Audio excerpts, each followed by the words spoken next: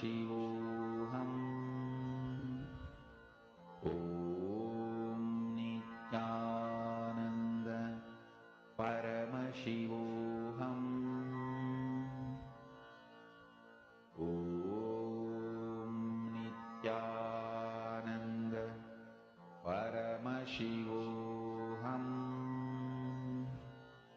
Om Nithyananda Paramashivoham Om Nithyananda Paramashivoham Om Nithyananda Paramashivoham Om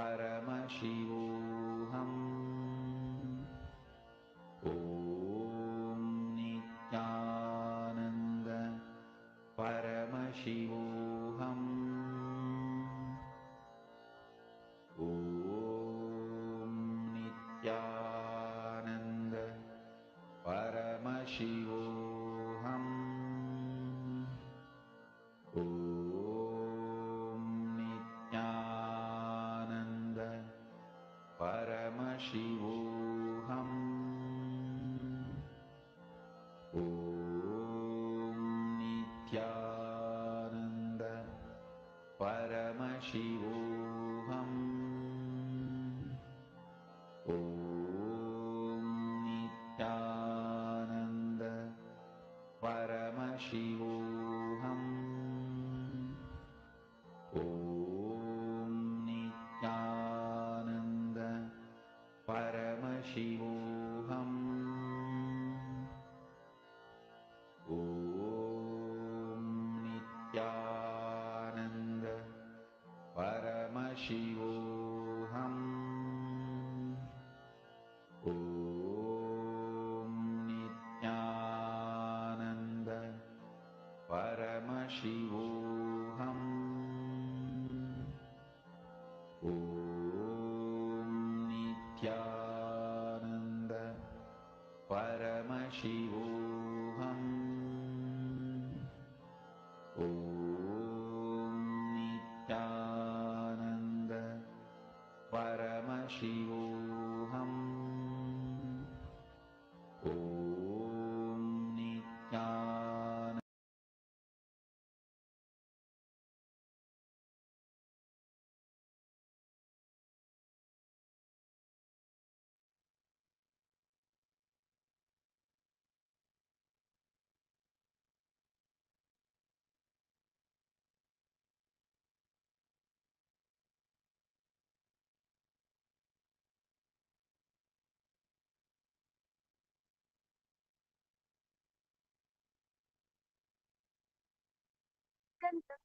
For the participants, now the viewers is watching us live right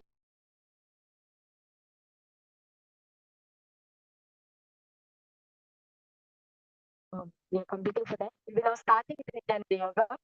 So it was all the participants and all the viewers who have joined us to settle on your mats and right, close your eyes. In the palm of your heart, we will now stand.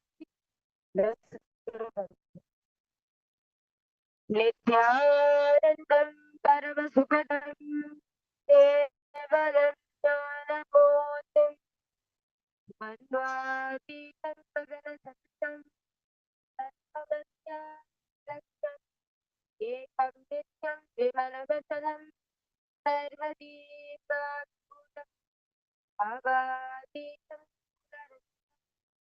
Tatparam Tattamam. This is Shiva Purnima.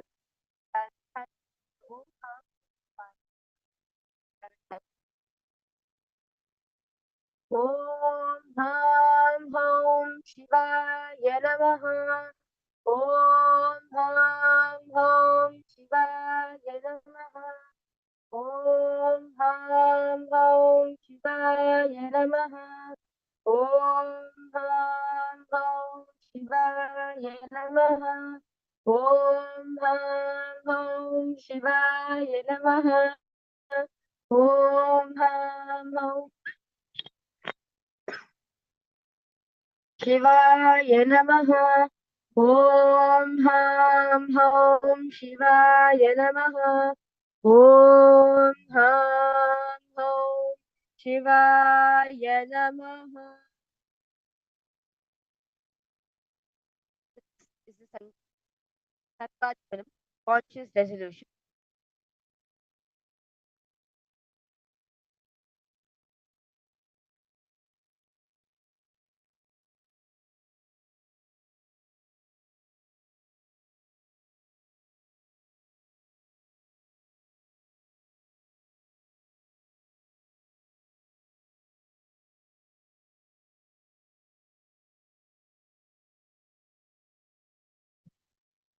Yes, I complete all parts for the introduction before starting yoga.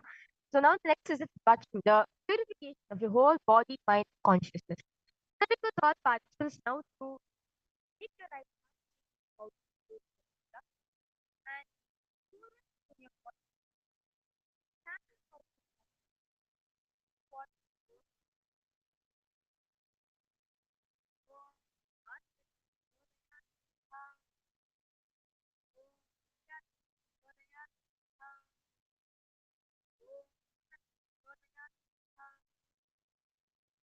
what right hand, what but now it's your right. So it's your right. Put your hand to right left. Om Ham Hridayaya Namaha. What right hand, what but now to right.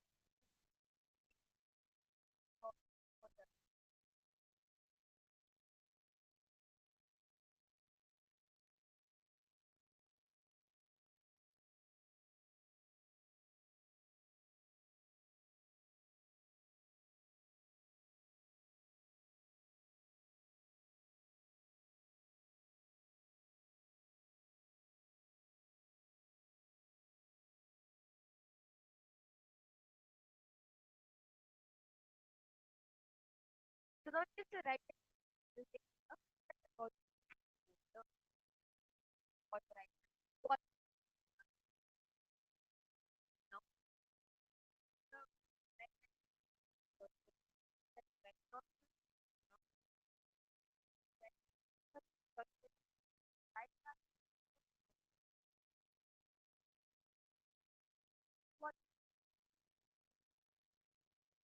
now? It's right. Right. Right hand.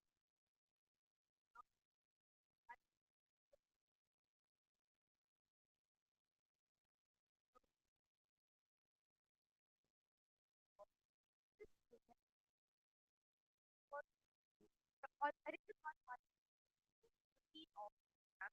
Because all it is that any of your reactions.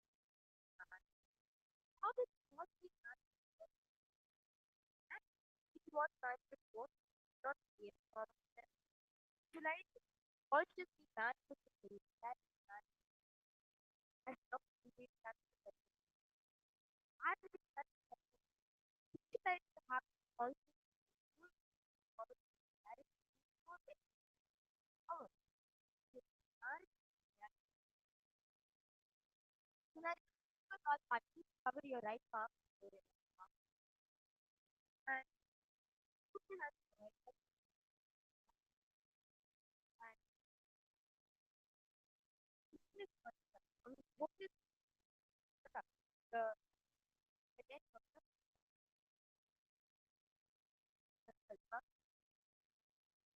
Amokata Tapasa Purita Kayatwara Bhagavati Sakti Yatna Vedya Vedya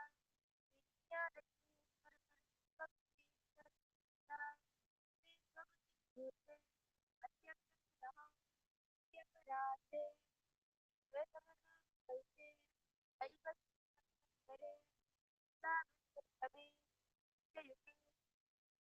तवे पादे जम्बूद्वीपे आदितवच्चे दत्तकृते पार्श्वे च पार्श्वे व्यवहारिके उपवादितां मध्ये गोपकृष्णामृतस्तरे उत्तरायणे श्रीलक्ष्मीदेवीसुतौ कुम्भमासे कृष्णपक्षे गुरुवासरयुक्तायां योगा उपकरण एवं पुनर्विशेषयुक्तायां कैलासोत्तरनिवासिने श्यामलापीठारूढ देवीनाथेश्वरीपुरा सरस्वपुत्रकुमार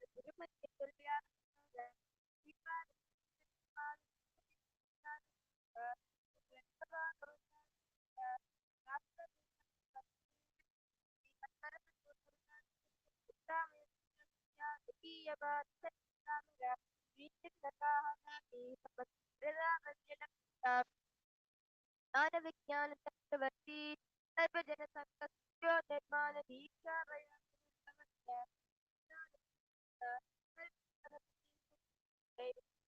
स्थापनाचार्य श्री राजाधिराज पांड्य महाराज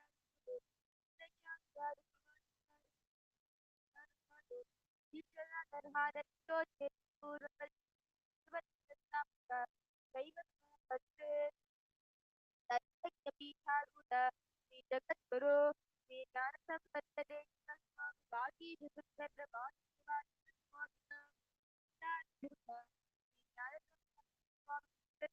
श्यामलापीठ अतिगिरि योगीश्वर परम कैलास आरती कैलास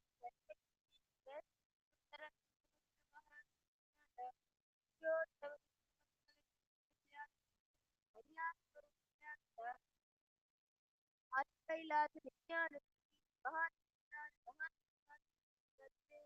साक्षात श्री परम कैलास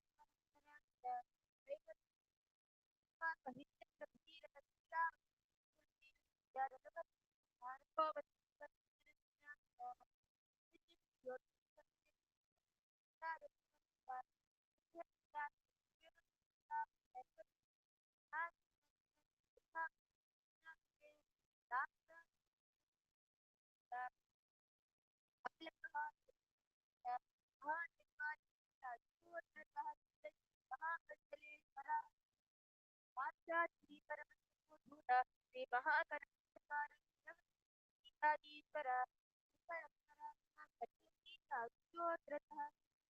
अष्टोत्तरसहस्रश्री लक्ष्मीनाथेश्वर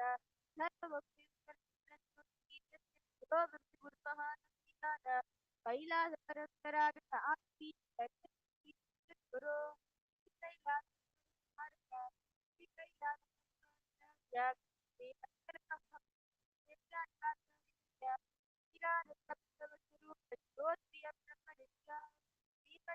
गुरु श्री भगवती स्वामिना प्रीत्यर्थं तेषां पादारविन्दयोः प्रीत्यर्थं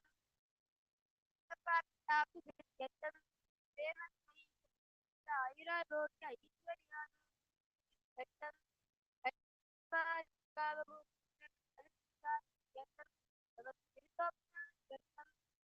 सत्कलावाप्यर्थं Bhagwati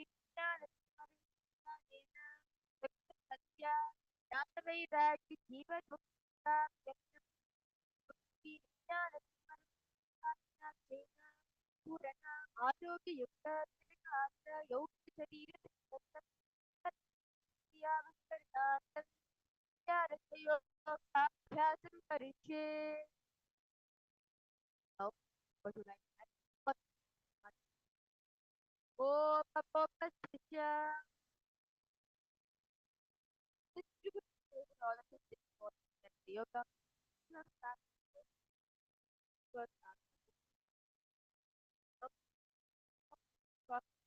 the head get a fit for it's so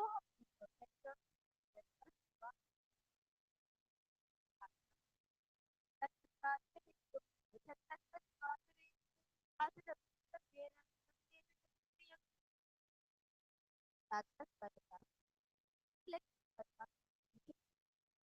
ah, not really about the head. This was big get not that that I have the Mahadeva Karnasya Mangalam Vipasya Rupya Sattva Lokalam that's the third. So it is on the left hand I write correct it for it not like it is not that not that word. Bhuta Vidya Bhume Jano Bhekti Jano Prabhu कर लिया वो नक्षत्र सभा कहा को there is such a he must follow Islam. No दुपट्टा के रोज उसका job पूरा किया था कि तो हो जी कहूँ मैं तो लगा जी आता आता दे फिर कहा तो बात की करे ताकत को तो से की तो की को और रेल फूड के तो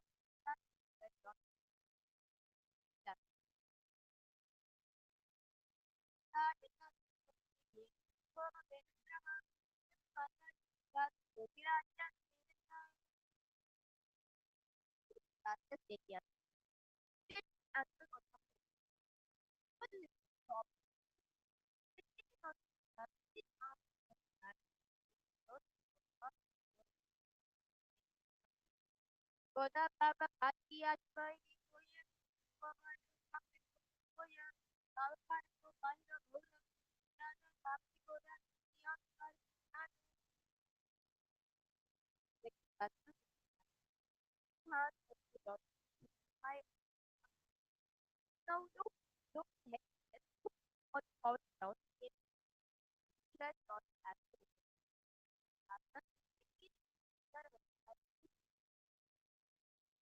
ya dapat pada kripu kala koya kapi kaya koya tapi lek kripu mana bagi dia dekat di adri di lepas dot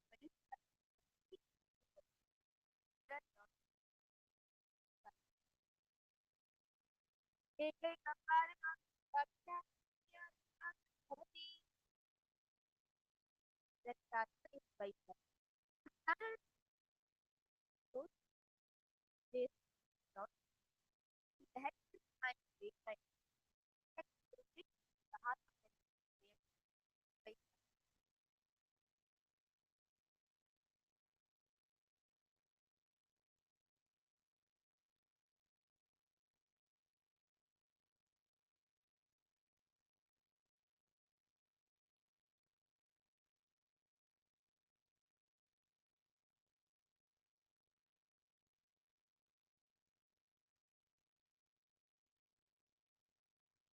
by that is by Shastra.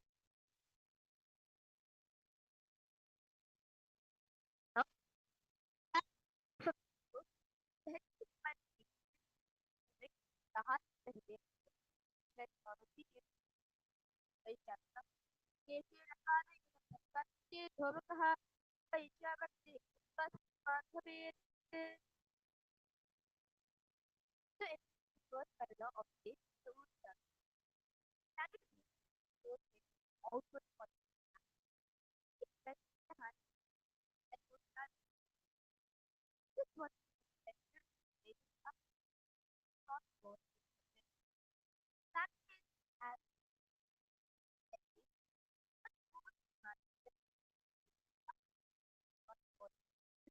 for that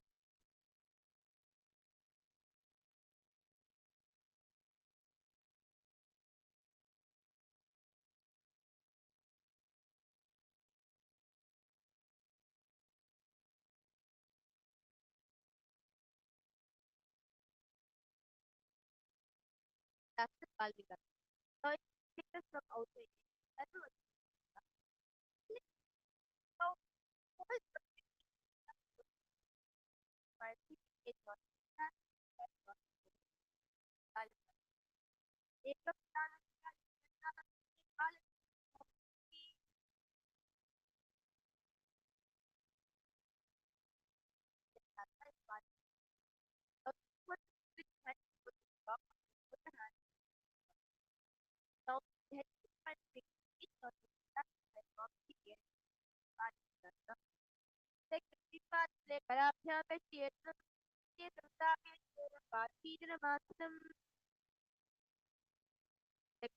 is that there is handful of text of handful text the is full of that I need how to that the type of that the region here patrikam go the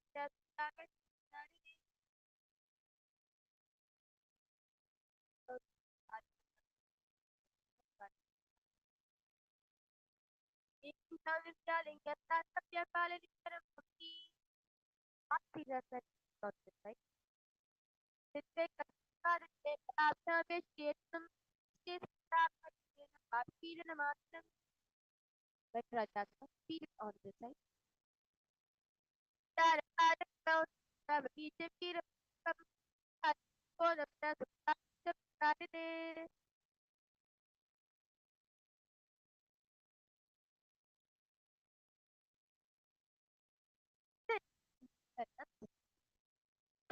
They not that hard for the right foot behind other, goes down the and the chest arm out wide and that was it. While after but by what people was outward very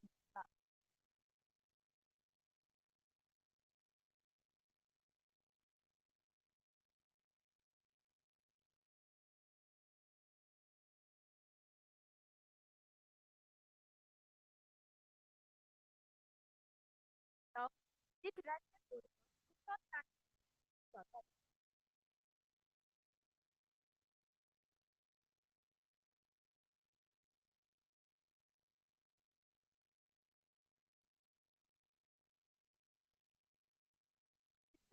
very powerful. That's the thought that you're right. It's like not that is the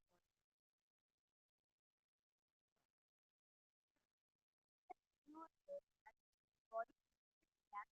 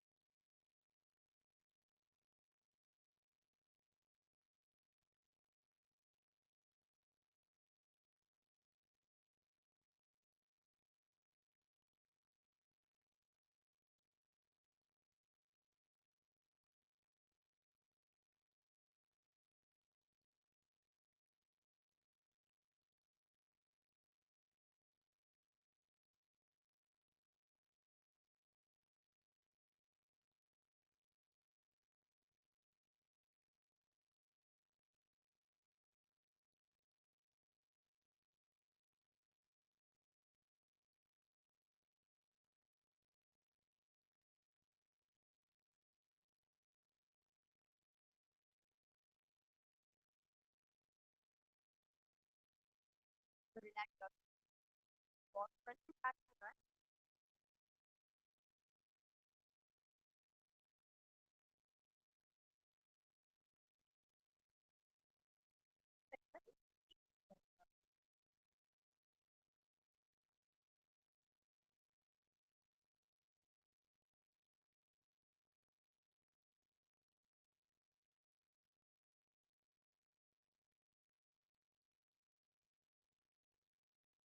Now the control thought for the hand go the next out for the movement and but have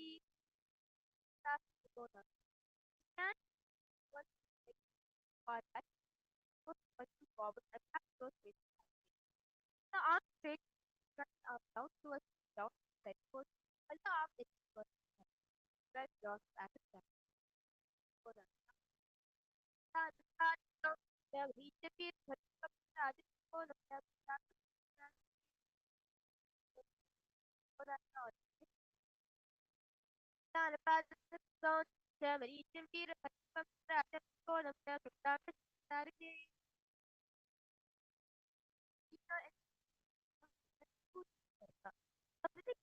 hard for you. Race accessible. Fully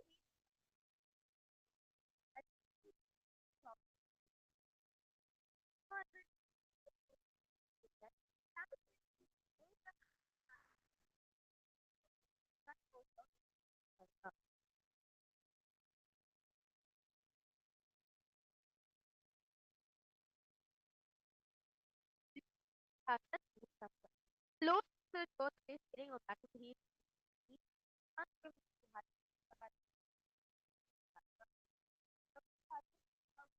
छात्र बेवजह दोस्तों के ये प्रभुता था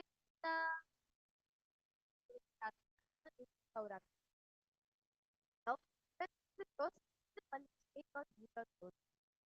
The tone on the side and the forward पर और आता सर एक बात तब एक बात कम इधर रास्ता तो हाथ पावी ढोल और तो हाथ और तक इधर रास्ता बस पर वे कब सारे पर दादा चिपके द सारे सारे the Buddha Gita Soviet this will be Saurashtra on the side. Saurashtra.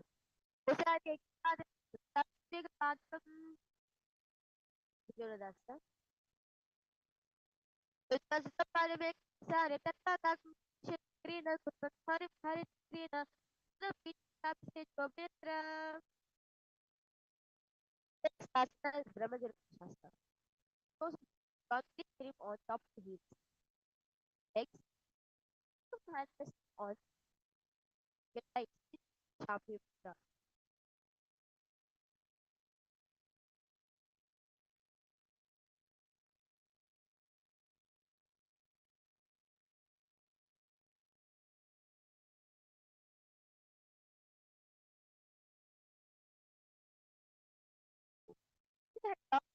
Yep.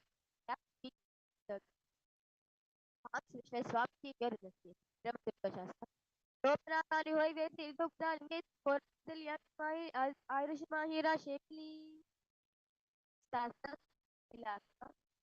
He is the common heights came down on his hands to eyes in Sham. The skin of Yanapataki, those special the Mahamni Indian Sasa. This Matera Pahili for Nave Napani Hoy Eri Babajoni Nimese Sasa Perkas. So, I release food. Get the Bulavata. That medium is business comedy in their industries. Podcast. प्रभु दिसरे कोरपाली पुत्ररे कोरपाली राके एक आप खाते थे ऐसा सूर्य सबसे तो तक the place का रेस ये सभी सब कर अब ओके आप एक बात मुद्दा इस आप about the head it's the whole feet arms shut the pura inner in the space तो ऐसा यही तो बात याद है पर हमारे पेल बता दे खुदा कतर कर रहे आगे बाव सुनते हैं आप इस पास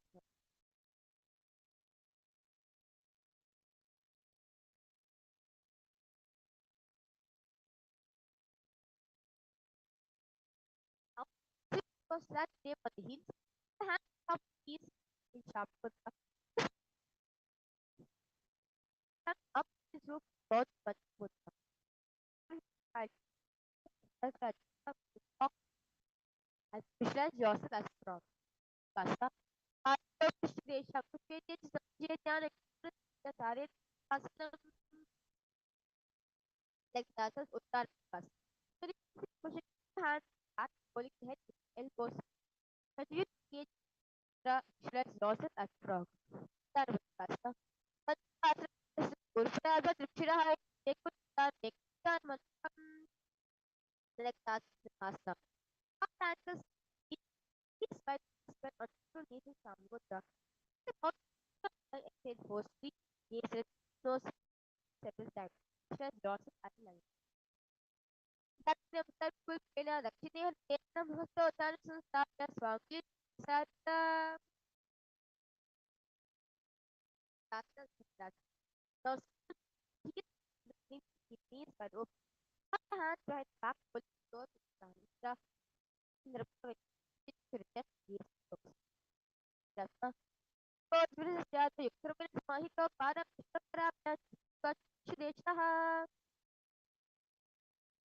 Asana, is Akashti Asana. Now, feet touch on knees and open hands around back. Feet to the behind, that not Akashti. With that, so hard comes down. So, the Patape. Asana is much one. Palms close to the spine. The knees of the arms was up. Feet forward and down. Use the hip. Anurasana. Asana Kauknashi Dushta Hohi Tuati Hohi.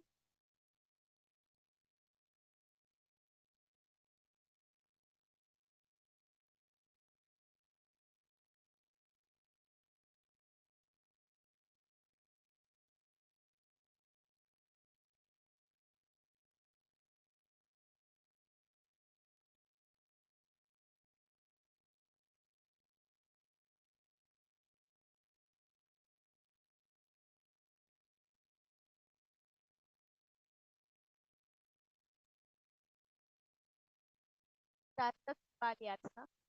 The hand launch from the spine. Top the head front. Top the hand, the hand, the head. Knees onto the elbows. The shoulders straight, legs up, gaze up. Paliatsa. Easy देखिए को बिलीवा उठा करे कतलिया का stretch तो हाथ की हथेली relax yourself now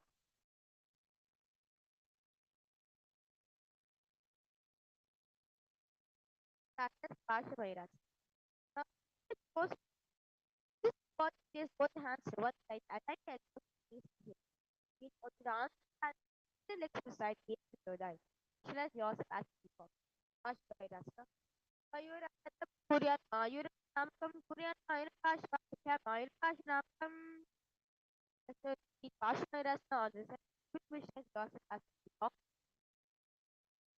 Mayura Puryan Mayura Namakam Puryan Mayura Pash Mayura Pash Namakam Asana is Erigatata.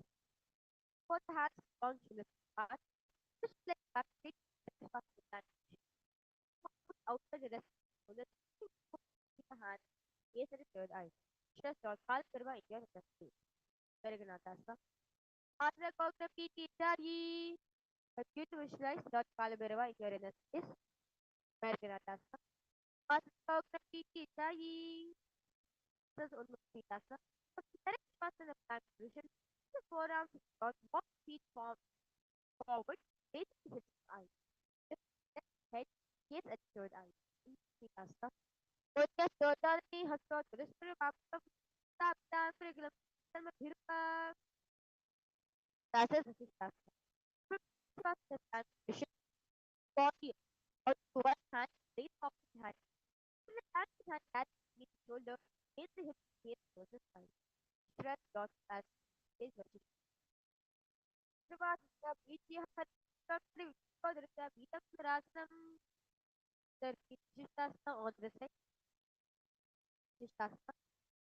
Shavasana, Vidyahara, Kodrita, Vidakrasam, next asana is Pataniyasana.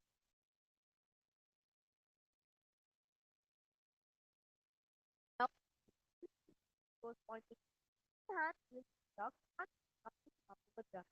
The head is and straight in body to the Chitta, gaze at the nose, Shata, Hanuman, Vidyahara, Vidyasana. Rotatyu Hateli Korvali Mele Peli to Akami Dashe Mahani Akuli Mirashe Asat Putana.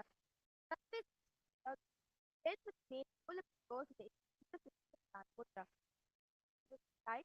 It remains get not that transformation in your country.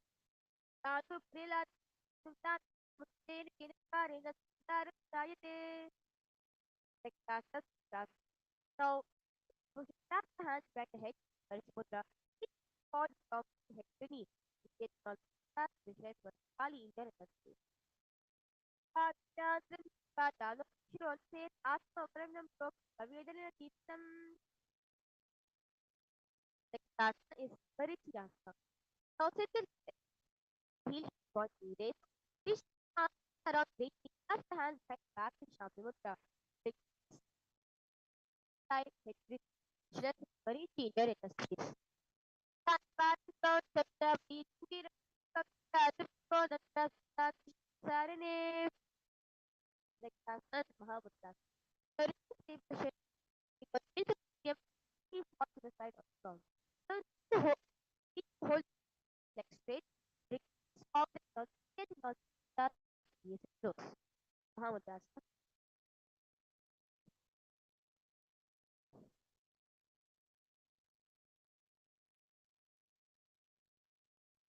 Taka पैकी ये दी जो ये सीवनी आने लगा वे सो ये दच्चा आप सारे तापे आने का सीधरे सर बनिया और कैसे की योर कस तारे तो जब नीचे फिर रात को सारे ने Mahamudra sir on the side. Taka पैकी ये दी जो ये सीवनी आने लगा वे सो ये जिसका सारे तापे आने का सीधरे Asana Madrasana. So feet directly. The heel goes in your slightly out and all the feet rubbing into your thumb. Straight, straight, straight, keep your spine straight, keep the nose. Asana. Elbow, this is the other thing. When you are shooting, heart passes part, well, that's the film. Starts volume was. That's the active way for the body. It goes to the part inside. Is the hand of the knees and sharp. Kalivasa. Purva Charvachok Sosoi Bahivi Kiki Soi Yabe Jurashe Apula Rorashe Rectatus Jonias. Person shows the feet that he is so very near. What shows the feet each over the down before the feet is shows. Shas Yori Kala India Reserve. Dobu Pakate Sare Edwin Kare Atahato Andrashi Latalia Predashe. After was. But it found that has the white arms, it's down in some but behind heel its nose. Basta. Purati hati sapurusho yedi pirashe eta sumani ka chakrudo ante takabe. That's Maria. So, the answer is how to answer. For the feet, it puts the throat in his nose. Stress not Surya intelligence. Maria. Prabhu, please, Sare Sole Vedaga Vedare Apula Rashe Ko Ese Vitashe. Next chapter is Sirikavasa. Now keep his spirit to the path.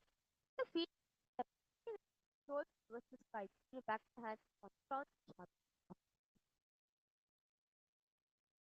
Sirikavasa.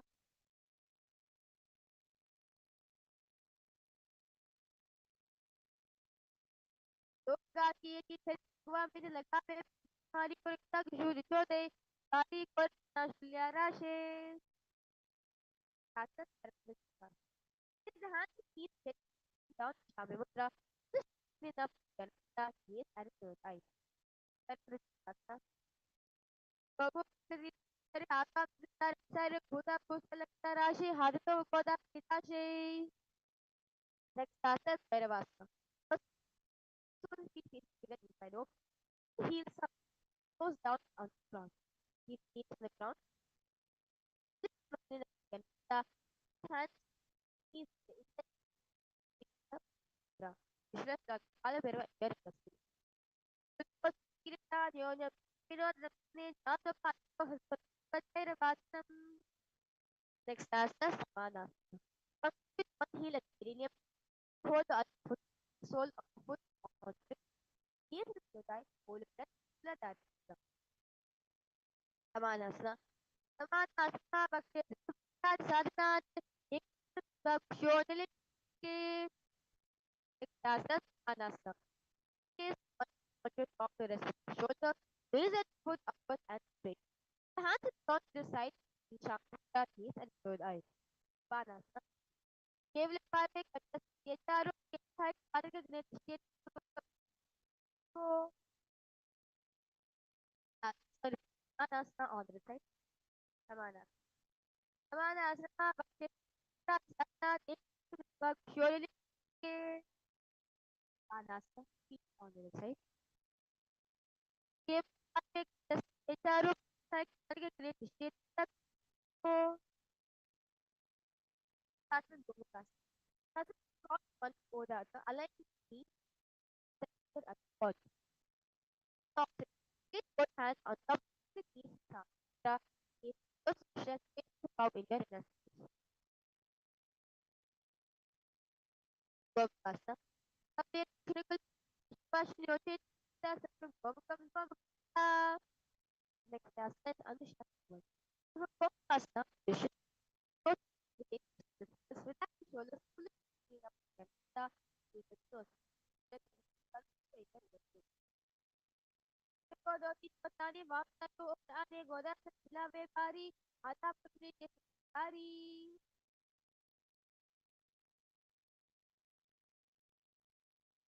Sasa is Anushaka.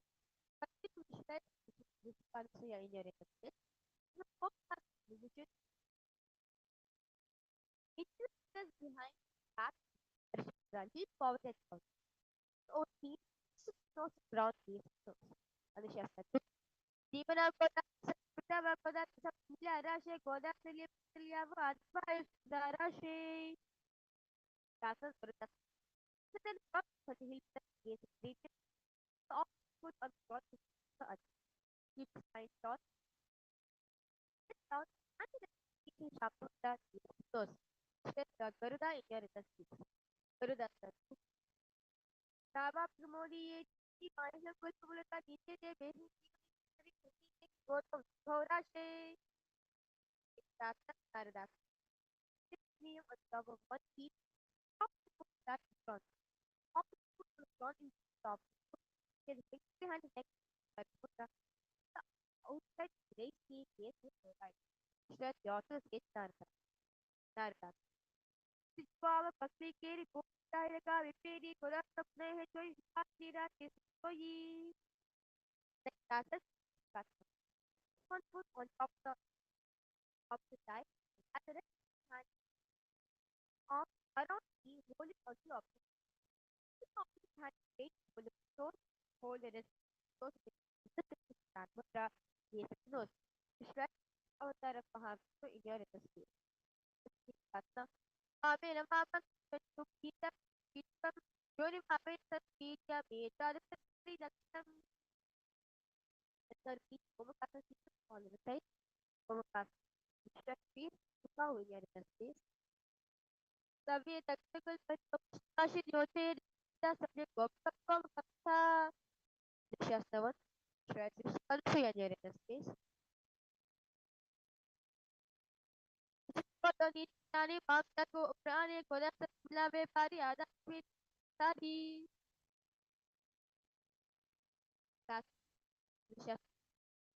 Dina Koda Sabrina Koda Sila Rashe Koda Salia Atwa Suda Rashe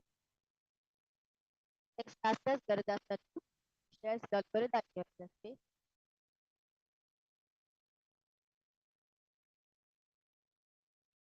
So Tapa Modi Final Full Puta Niche Muni Godo Rashe Narada Stress yourself stage Narada Narada Vishwa Bhakti Kiri Bhuvita Vipiri Gudas Sapne Hechori Tira Kesoi Exasas Exasas Shresh Avatar Mahavishnu your inner Mame Mama to Gita Gori Mame Gita Gita Krishna Tata is okay that's the one. One foot on top right It is often put on far side of top. Help out the waist, keep it up the neck, put the head back, gaze at third eye. Should sit the not idea to the space. Put it on my but hand of that man, he does fix it. That's fast. So the hand of the foot, it often has this here. The head back, gaze at should have yourself as a captain. Kupasa. Asana control taye.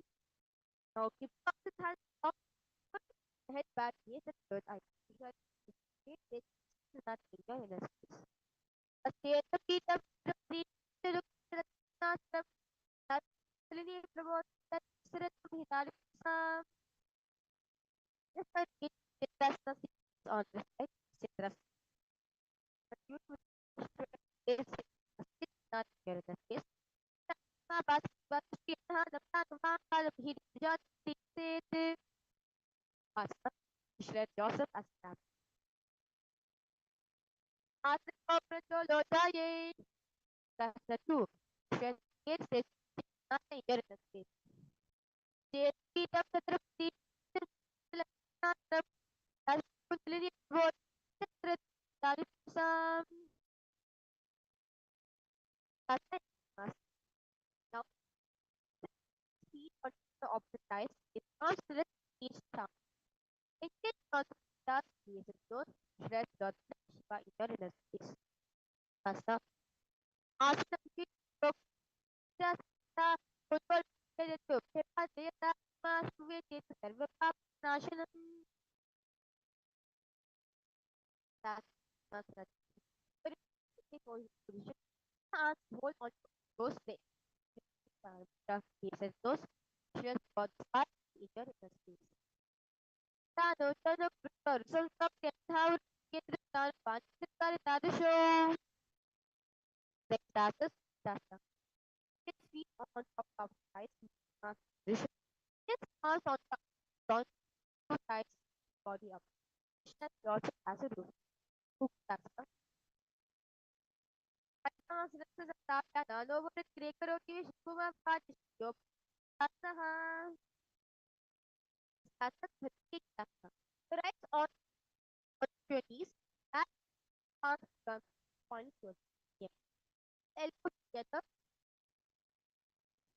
This against lean forward, please. My that is down. Yeah. Rapa Vashasvaha Asana the feet of man. Shares also as the Simaha Deva Pura Purata Stota Putra Dehatam. Next asana Parasana. Relax yourself. He done his feet on out to the for a man. The fitness behind his pole. Stretch yourself as crocodile. Parasana. Atyashete Ritaya Pamatara Tarimano. It is a credit you may have Parasana. Next asana Shlabas. Place the hands on the ground side. Place the legs on the side of the ground. Visualize yourself as locus. Shlabasana. Atyashete Ritaya Proslavyam Adurpunya Shotam. Parikit Shalabam Later respect the feet was drawn outside the yes. Let yourself as campus. Attachete per commercial kaya paraya. Opposite suvitas kada feet geography. The rasta tagrasa. Later respect hand the feet let back was the side. The front is the head of the third eye. Select yourself as Sarvado Vitru Pakoris Vishkar Pare Kutrata Livita Yogi Tanarasam Texasa Hagasana. Now with both feet head and straight side, take part out of talking knees with the youth third eye. Hagasana. Gori Paolo Vese Bhotve Parliament Hospital La Pastilla Besovu. That's go here. So for me, for a lot help was for this.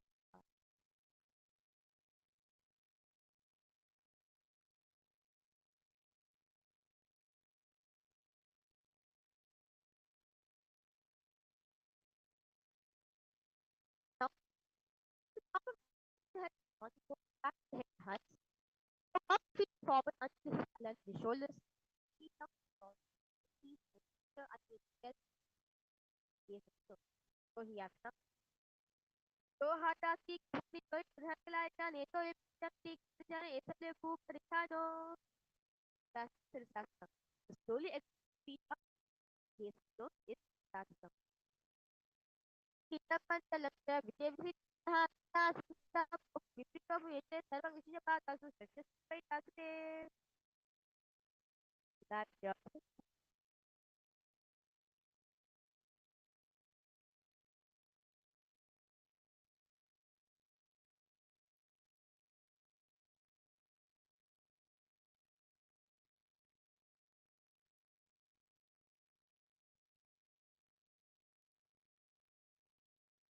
like that हो जाता hand and up like that पूरी create हो जाता तो हाथ ऊपर आने को दाते का लगा करे दोनों पैर हाथ भी करे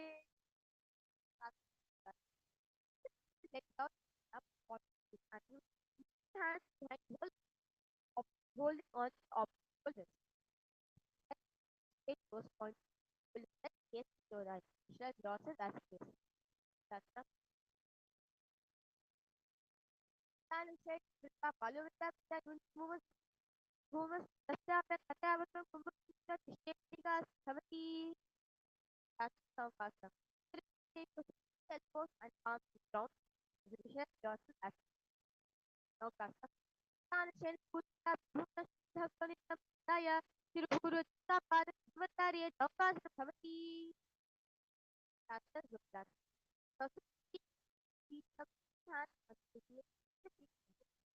it is fine. I create the third chest or India industry. Lisa kiri hata step ay kakam tato uli zukari kani talabela kape. That's Dito, back, flat, front, up, down, and touch back of the heel. If his height 6 feet in front, 6 center, tuck his nose. Wote tani kripa se dhom ta ta bhas state feet for namake. Like that as well. They don't back responses concept from all micromons body to point. This body repeated, shred, technology is the great balance every single body movement to do instruction etc. Basta. Shavasana Danam Shavapatbhumau Shayanam tu Shavasanam Shavasana Shantiharam Chitta Vishwantarakam ॐ नित्यानन्द परमशिवोऽहम् ॐ नित्यानन्द परमशिवोऽहम् ॐ नित्यानन्द परमशिवोऽहम् ॐ नित्यानन्द परमशिवोऽहम् ॐ नित्यानन्द परमशिवोऽहम् ॐ नित्यानन्द परमशिवोऽहम् ॐ नित्यानन्द परमशिवोऽहम् ॐ Nityanand Paramashivoham Om Nithyananda Paramashivoham Om Nithyananda Paramashivoham Om Nithyananda Paramashivoham Om Nithyananda Paramashivoham Om Nithyananda Paramashivoham Om Nithyananda Paramashivoham Om Nithyananda Paramashivoham Om Nithyananda Paramashivoham Om Nithyananda Paramashivoham Om Nithyananda Paramashivoham Om Nithyananda Paramashivoham Om Nithyananda Paramashivoham Om Nithyananda Paramashivoham Om Nithyananda Paramashivoham Om.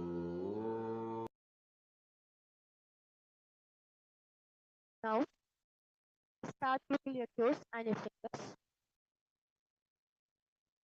and raise your foot. During gratitude for all the participants, finish the 108 asanas sequence.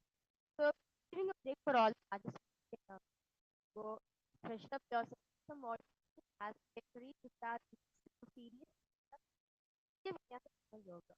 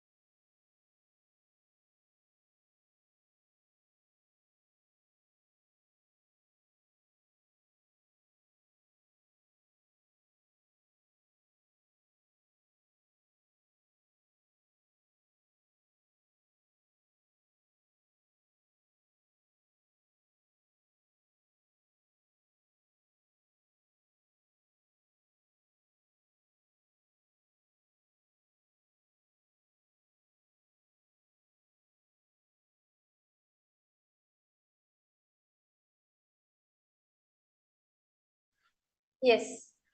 Nithyananda, to all the participants and all the viewers who's watching us live right now. I complete for all the participants if any technical issues has been faced during Nithyananda Yoga, but all my audio was not being clear. It is fixed right now. So because all participants suppose whether you're able to hear me clearly or yes. So with this beautiful 108 set of sequences all of us just did right now. And because all participants suppose, how is it for all of you? As today is like the 13th day or the 14th day of the program, and like you have been here for like almost like 2 weeks for the program, almost half of the program is over.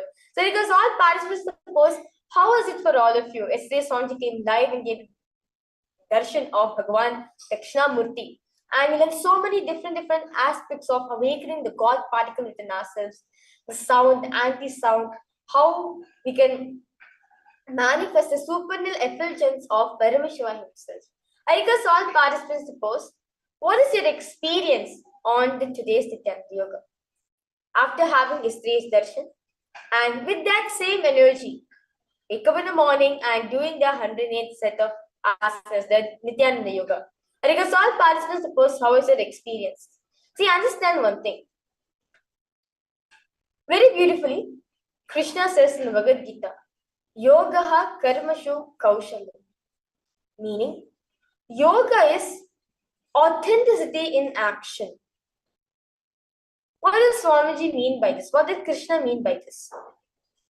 Understand, yoga is uniting ourselves with the cosmic geometry. All of us know that. Now, how is it related to authenticity? Well, authenticity is doing every action to your peak possibility, to highest integrity, with the space of completion and integrity. That is authenticity. When you're authentic in any single action you do, whether it is simple running or as complicated as Vrishikasana, the scorpion posture, being authentic to it is yoga. That's why Swamiji says very beautifully, his guru, Raghupati Yogi, is a master of yoga. Why? Every single action he did, he was authentic to it. That is why he turned out to be a yoga guru. Same way, you can see all other yoga masters all around the world. Yes, yoga is happening, but the authenticity, the transformation which one should get is only described in the Vedas and Agamas. As Paramashiva says very beautifully, that there are 6 limbs for us to experience yoga. These 6 limbs are incorporated in the Nithya Kramas, which Swamiji beautifully has designed for all of us. By doing the 12 components, understand, we are aligning, we are going through the 6 limbs which Paramashiva was beautifully revealed in the Vedas and Agamas, and ultimately all of us experience the ultimate communion with Paramashiva. I request all participants to post. If you have any questions or doubts you have, please feel free to post in the chat section. And if you have any difficulties doing the yogas in the yoga postures, I request all participants to go ahead and post in the chat section. And our yoga acharyas will immediately attend to you. Make sure you get the fullest experience from the Nithyananda Yoga. So I see many participants are logged in for a program right now. Nithyananda to all of you. I request all participants to post. If you have any questions, any doubts you have on doing the asanas, please feel free to post in the chat section. And also for all the viewers who are newly joining us live right now, welcome all of you, Nithyananda. And I welcome all of you for the Nithyananda Yoga, where it is your time with Paramashiva. Understand one thing. Your body is like a vessel, right? Now in that vessel, already water is being poured. The vessel already contains water.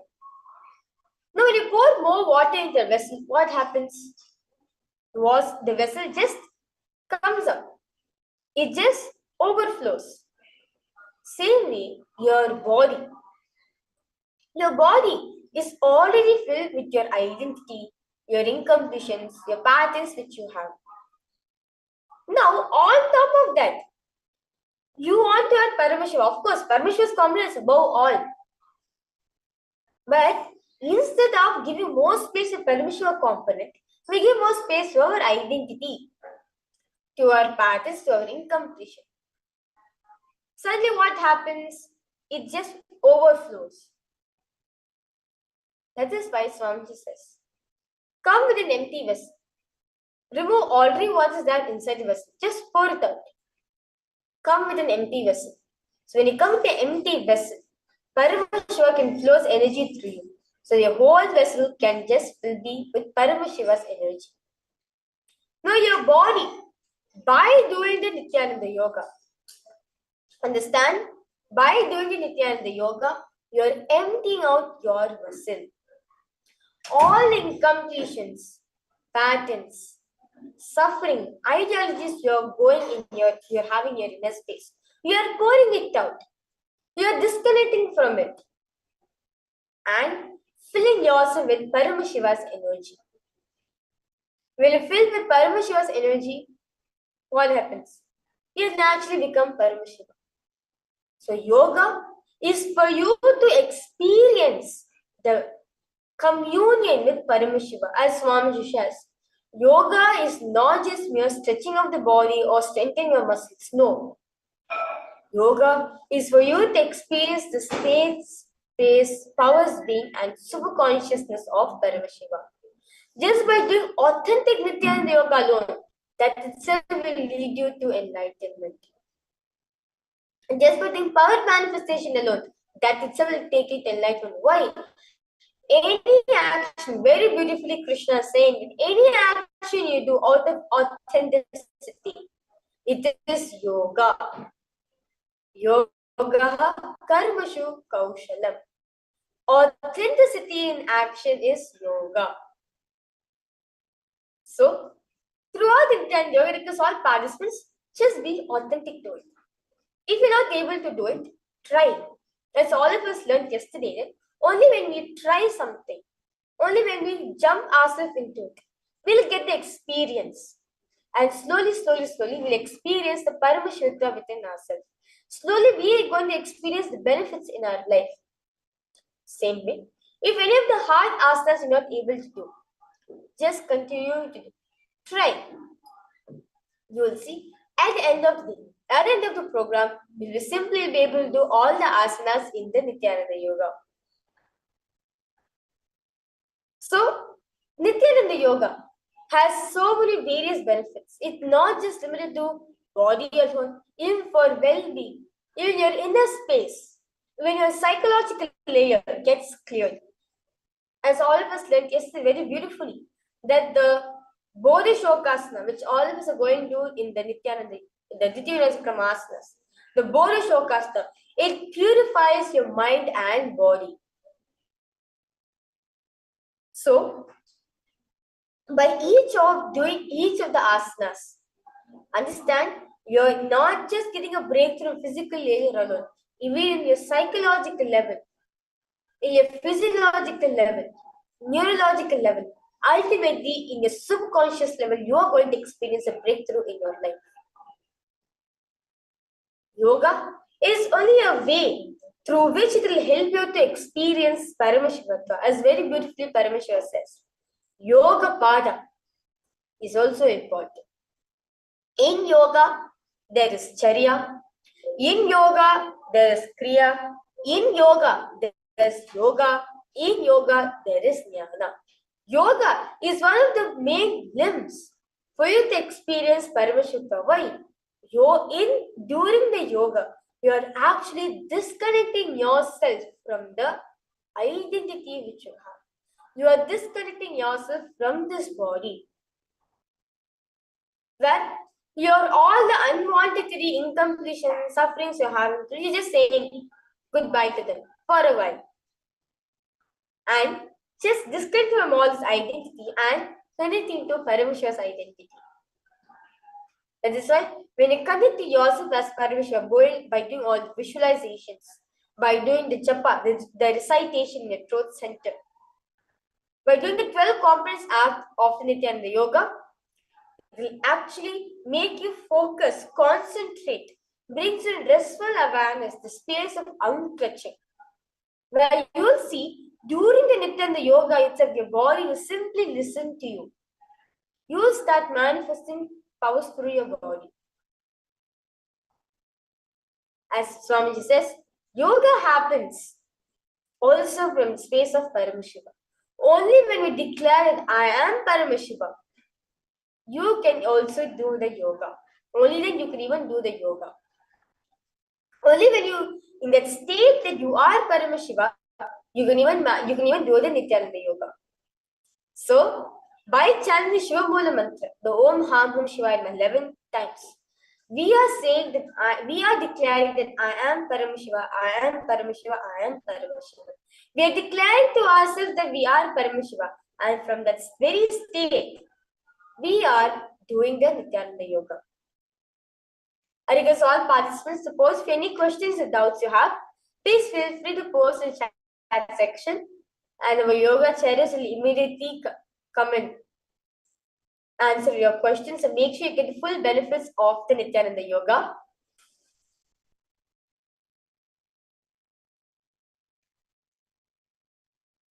So, I request all participants.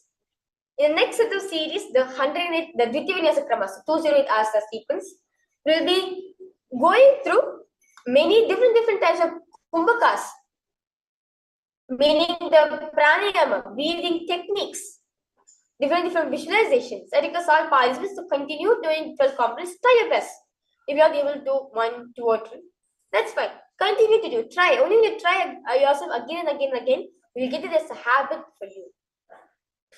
So throughout the whole Dvitiya Vinyasa Kramas, you'll be having only one japa, which is the Mahavakya.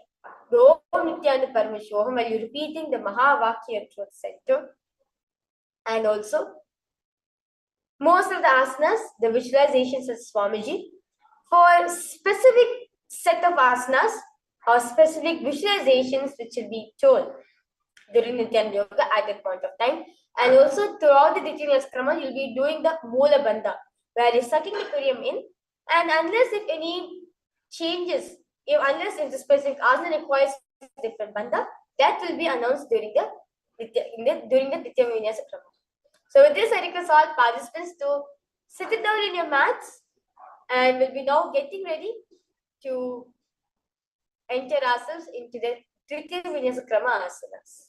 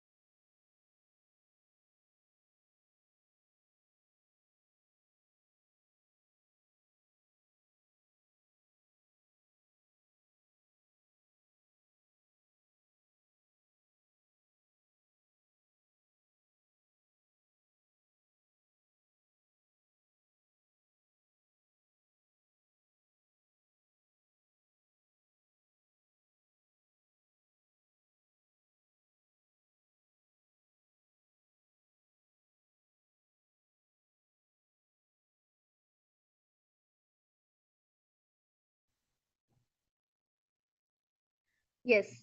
Nithyananda to all the participants. So we'll be now starting with the Divinity sequence, the first asana, which is Yathasana Shavasana. Now sit in posture that brings ease to your physical and mental space. Bring the index and thumb touching in the bindu. You can place them where you want. Yathasana Shavasana. Paryankam tat samakyatam yathasam sam yathasatihi. The next asana is Samasana. Now sit in cross-leg position, hands on your knees with the index and thumb touching in the Bindu Mudra. Take long deep inhalations and take full inhalations and exhalations. Samasana. Idanim garbhininaam yogaabhyasayita laghu shukaprasavalaabhaya prochite praktinepati. The next asana is Muktasana. Now place your left foot against the genital region. Place the right foot over top of the left. Hands facing downwards on top of knees in Shabnudra, gaze at the nose. Muktasana. Nipidya Sivanim Sukshmam Dakshinetara Gulpataha Vamam Yamena Gulpena Muktasanam Bhavet. Next asana is Siddhasana. Make the same position as Muktasana. Switch the gaze at the third eye. Siddhasana. Sthanam Mamichedriya Charadisha Prasham Bravarantaram Chetan Mochaka Pada Bejajakam Siddhasanam Prochite. Next asana is Siddhyasana. Maintain same position as Siddhasana. Switch the gaze to ground in front of you. Engage in all three bandhas. Siddhyasana. Vamapariki yedi jalo sivari manita sakotano. Dashinpariki yedi joyi medamati lagave soyi. The next asana is Rudrasana too. Now keep the legs in the same position as Siddhyasana. Rotate the hands on top of the knees in the Bindu Mudra. Switch the gaze at the third eye. Visualize the Rudra in your inner space. Rudrasana. Vamacharana pari dashna rake gichukudi asa vidake Vamapagitri mahiri kora dashnake jo bahar levora. Next asana Santidanasana. Maintain same position Rudrasana to switch the gaze at the nose. Asra Kognamaki Chanchalata Mitha. The next asana Siddhasana 2. Maintain one heel on top of the other.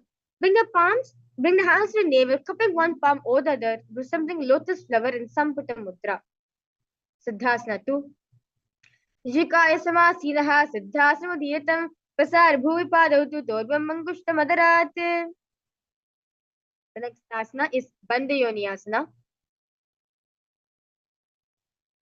Now, maintain one heel on top of the other. Bring little fingers beneath the bottom lip, ring fingers above the upper lip, middle fingers closing the nostrils, index over the eyes, and thumb closing the ears in the Shanmukhi Mudra. Bandayoni Asana. Yatra Madhye Mahadeva Bandayonyasneshno Yaktitva Kechirodbhutva Vishiradishwaro Yatha.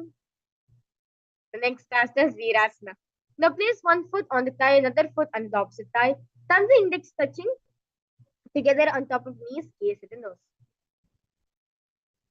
Ekam padamake kasmin vinyasoin samchitaha idarosmin tida choram virasana udhiratam. Next asana, Balikasana. The left heel on the right side, gentle organ, toes under the thighs. Left foot on the left leg, toes by the knees. Hands on the knees, index and thumb touching the Bindu Mudra, gaze at the third eye. Visualize the great sage Maharishi Valmiki in your inner space. Dava Baggi Bagatali Punedi Hejoya Panan Dishimed Dachina Anilagave Soya.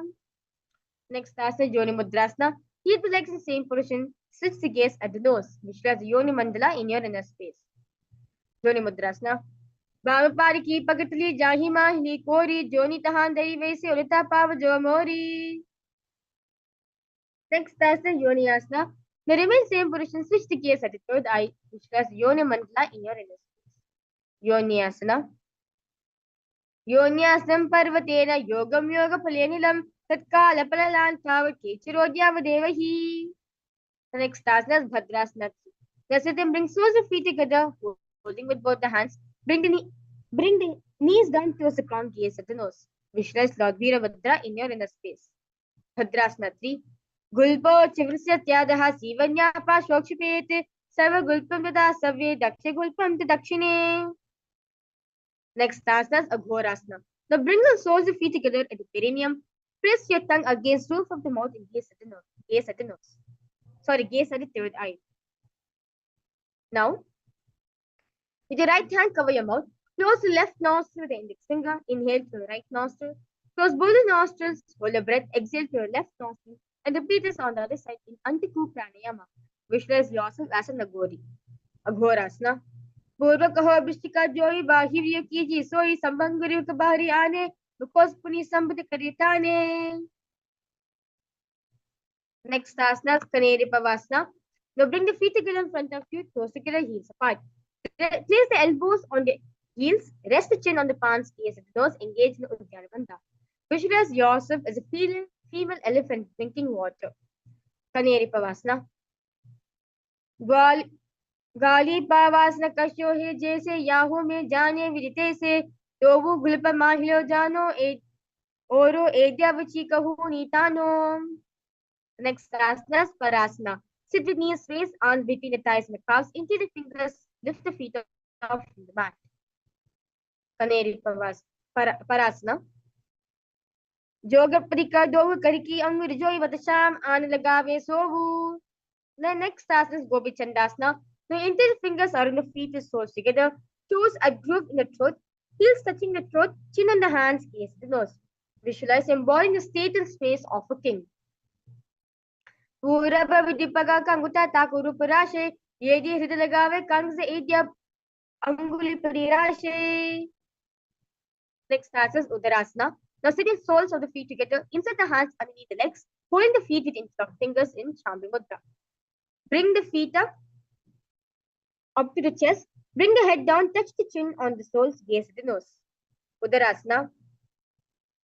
Dovo pagadriya sambhadane ube hasiki urd hitane अंगुष्ठ दो समेत हरावे चिबका नीचे ताही लगावे. Next asana is Vishishtasana. Now sit with feet together, arms under the legs, raise up the face to the feet. Raise the feet to the face. Fingers interlock, palms over the forehead. Vishishtasana. दो पकड़ जोर समझ करे हाथ दो पक बिच आनी ताले कारी वालिया ले कुहन्य महिली संदिराशे. Next asana is Bhutasana. From seated position, lift both the legs over top of respective shoulders. Bring the arms underneath the legs and up. Increase the fingers around the back of the neck in Shambhudra. Visualize yourself as a Buddha. Sirasanam tu viking kaksha sanam tafparam viva saram cha param bhujasanam himochate. Next asana is Kalyanasana. Make the seated posture, raise the legs up. Bring the elbows under the knees and wrap the arms around the back, palms collapse in Shambhudra, gaze close. Visualize yourself as a beautiful, auspicious goddess. Kalyanasana. दो हाथम पगामी चाने गोदा नीचे ताने बहुरी पके बहरे लियावे बहु जिकते ऐसे भी तहरावे. Next asana is Sankatasana. Now with the right knee on the mat, place the right foot flat and perineum on the raised foot. Raise the left leg on top of the right. Bring the left heel to your right hip. Place both the hands on the opposite knees in Vaishnavi Mudra. Visualize yourself as an elegant swan. Sankatasana. Bang Pazam Chitra Molam Sankatasana Nepale Paradandina Yam Yen Wasted by Parakam.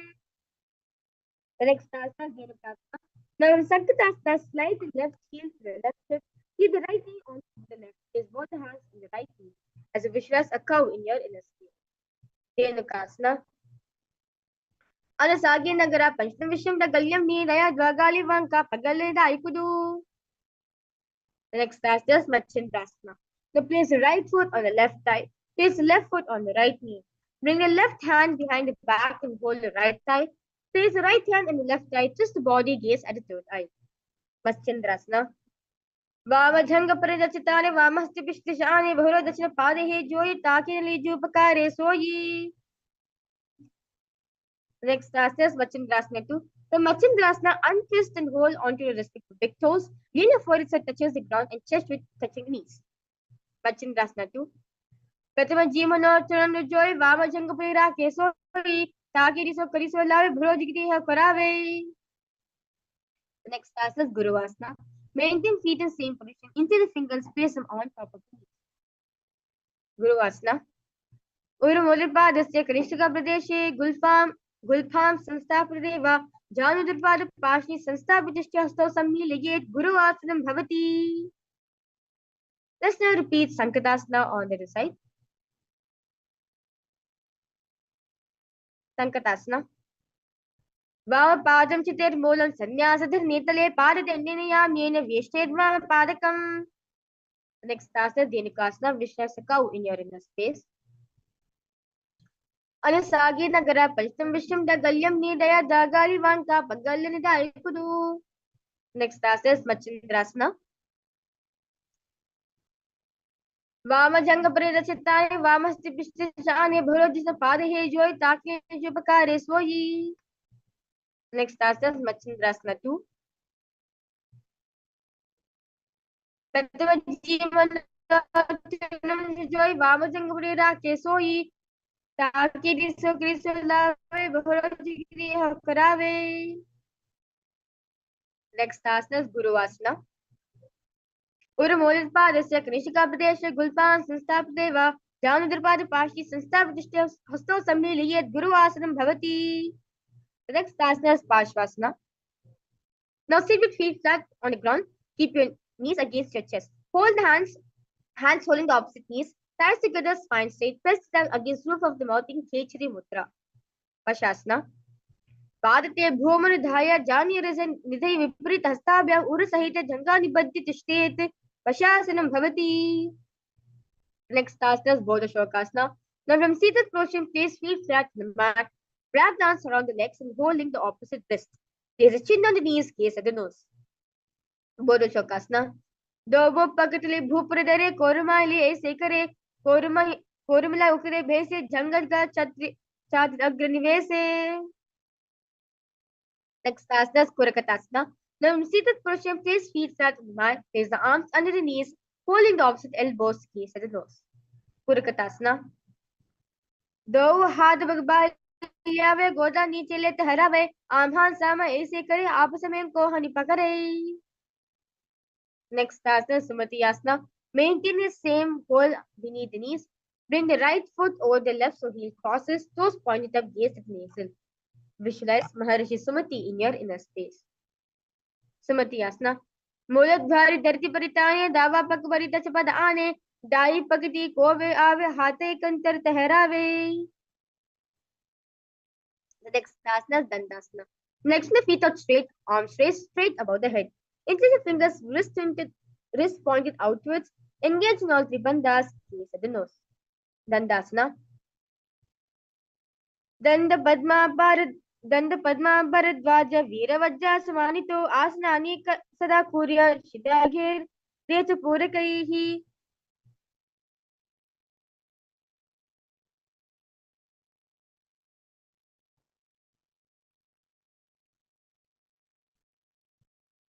The next asana is Arambasana.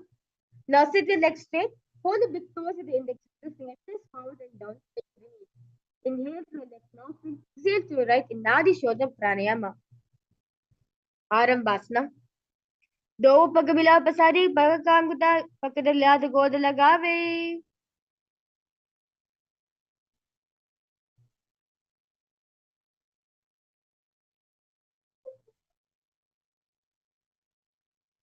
The next asana is Vilokasana.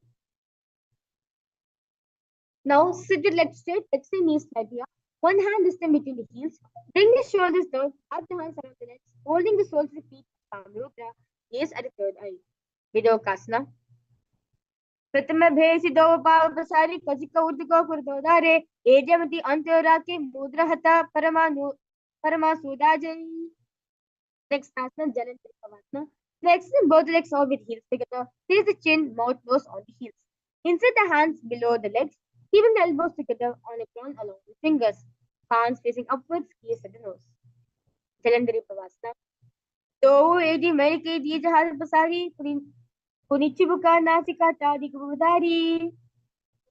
Next asana, Mudra Paskatanasana. Now sit and extend both legs out. Lift one foot behind. Lean forward and down as in Paskatanasana. First we dance and then Kritaya combine rewind Ditya to stay the Patanam Bhavati. The next asana is Anantasana. Now lie on the back, lift right behind the neck. Left hand holding the foot from the top, straighten the body. Concentrate on the prana, moving from Mudra that your Sastra Satyahara Kumbhaka, gaze at the nose. Uttan shiny ekam paying grivayam vinyasya. The next class is Ankushasana. So from Anantasana, rest in the elbows of the hands when foot. Concentrate on the Pratyahara Kumaka, gaze at the nose. Uttan shiny ekam paying grivayam vinyasya. The next asana is Drishasana. Now lay down on the back, bring the knees to the chest, encircle the thighs and the calves with the arms rolled to your left and your right. Drishasana. उत्तानशयनं जानीय हृदयवस्थम संगता जंगा सहितूर्णी करद्य बद्ध सविता सविमलोदये दृश्यासनं भवति. Let's now repeat Urdhva Paschimottanasana on the side. Paschimottanasana chitam krita ekam grivan ditya dishtet Urdhva Paschimottanam bhavati. The next task is Anantasana on the side. Uttanishayini ekam grivan vinyasya. The next task is Ankushasana. Uttanishayiti ekam grivan kurvan. The next task is Yoga Nidhyasana. Lay on the back, lift the legs up one by one, up behind the neck. Hold the hands behind the back, gaze at the nose. Yoga Nidhyasana. Padabhyam veshte khantam hastabhyam pashta bandhanam tanmadhya shayanam kuryada yoga nidra shukaptada. Next task is Atma Ramasana. Now while lying on the back, raise the legs towards the head. Wrap the hands around the legs, insert fingers behind the neck in Chamudra, gaze at the nose. Visualize Mahavishnu blessing you from within. Atma Ramasana. प्रथम सूर्य सुवे पगवचने आगने आने दो पगबीचे हाथ की कोहनी की माही संदीपन अथवा. The next answer is Kochikasana. Lay on the back, knees stretch, chest, soles stretching up. Lift the arms sideways in Chamudra, gaze at the third eye. Kochikasana. दो हाथ चिरसा तेरे तिरसों में से पाकरे पगोचे आगने आने बहुरी जी की एसी का विधिवाने. Next asana, Jatukriti asana, 1, 2, and 3. This is sequential asana. So request all participants now lie on your back, knees stretched. Arms reach the side at the shoulder level. One knee bent, twist and bring to the ground on the opposite side. Keep the other leg extended straight. In Jata Praviti 2, keep both the legs bent to one side. In Jata Praviti 3, both legs straight to one side, head looks in opposite directions. Parividya Kukshiba Hekida Hiparikirtadaha Bhatta Koram Sutta Koram Nota Koram Batapicha. Let's repeat the Vriddhi Asana 1, 2, and 3 on the side.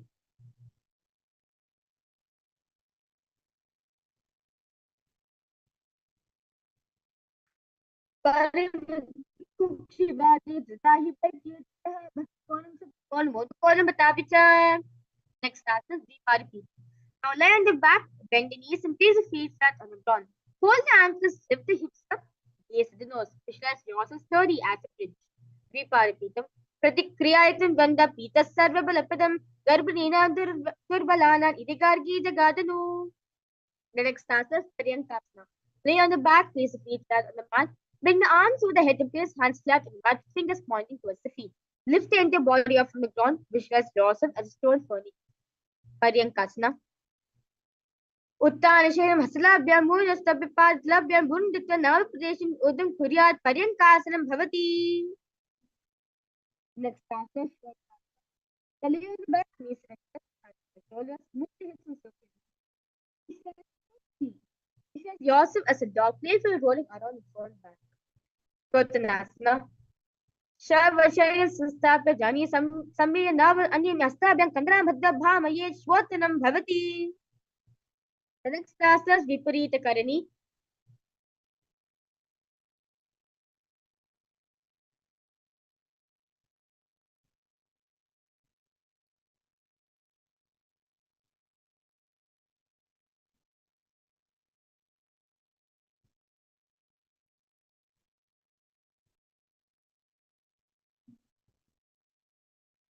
Now, lie supine, raise the hips and legs up. Elbows and hands extend on mat below, helping to balance the body as legs faces straight up. Move the legs around and around.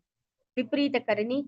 Bhutale Shashiro Datva Kena Ye Charanadvayam. The next starts in Viparita Karani 2. Now remain separate and stop the movements of the legs. Karani Viparita Ke Sarva Divya Dashini Tivabhyasu Yaktasya Jataragni Vivardhani. Next asana is Langalasana. Now, rest on the back, lay on the back, lift the hips, take the feet over the head, close to the floor, and stretch the ground, palms clasped in Parashimudra. Visualize yourself as a flow. Langalasana. Narakasana Sitva Nasika Padesha Bhuma Pada Prishte.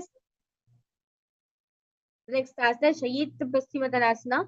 Now lay on the back, legs over the head, toes falling on the ground. Thighs to chest, hold the toes, arms and legs are straight. Shayit Paschimottanasana. Tanam Shayit Purvita, Shayit Paschimottanakam. Next asana, Supta Konasana. Now remain safe and spread the toes out wide and holding the big toes in the Prana Mudra. Paravigyakuk Shibagi Dahi Parakirtaha Bhadra Konam Supta Konam Moda Konam Tapita. Next asana, Sapasana. So bring the legs over top of the head, toes on the ground, hold the ankles, keep the knees straight. Visualize yourself as a chakra. Chakrasana. Shavasana Siddha Pada Kuryamasika Faro Yukra Minata Shigra Neta Sarvasya Sadhanam. Next asana, Supta Prasit Padam Kushtasana. Lay on the back legs, but will hold the big toes of Pranamudra, open the legs wide. Uttaraparam Crown Chamcha Maricham Veer Bhadrakam Natarajam Trikonam Cha Suptangashta Prasarane. Next asana, Supta Konasana.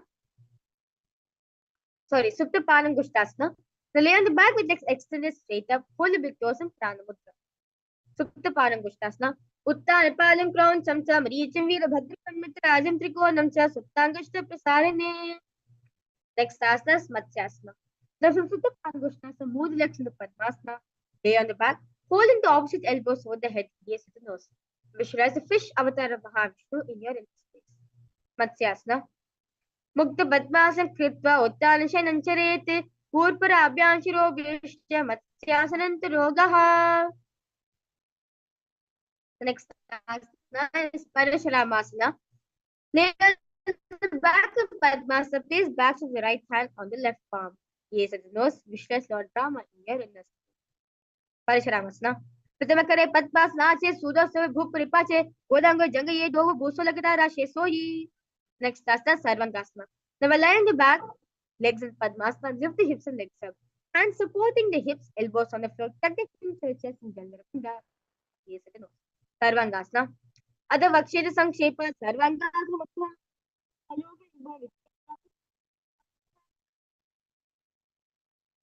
The next asana is Vistikasana. Now lay on the back, place one foot on the opposite thigh, lift the other knee towards the head, extend the both arms straight and poke fingers forward, gaze at the third eye.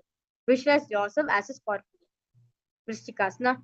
Prathama Surya Sisakesiki Samdhisodhake. Let's repeat Vrishtikasana on the side. Visualize a scorpion in your inner space.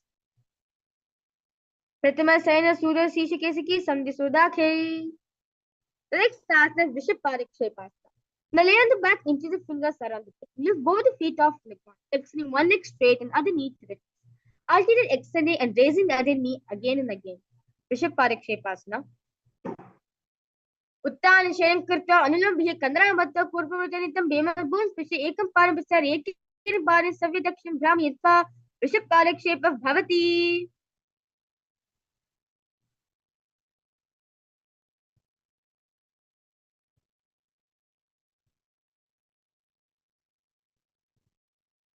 The next asana is now lay on the back, lift legs one by one, touching the ears with the knees. Marottanasana. Shvatanasam si kritva janu par yena kanya sansprishet marottanam bhavati. The next asana is Brikasana. Now, while lying on the back, please soles the feet start down. Stand up, then sink back down. Visualize yourself as a wolf. Brikasana.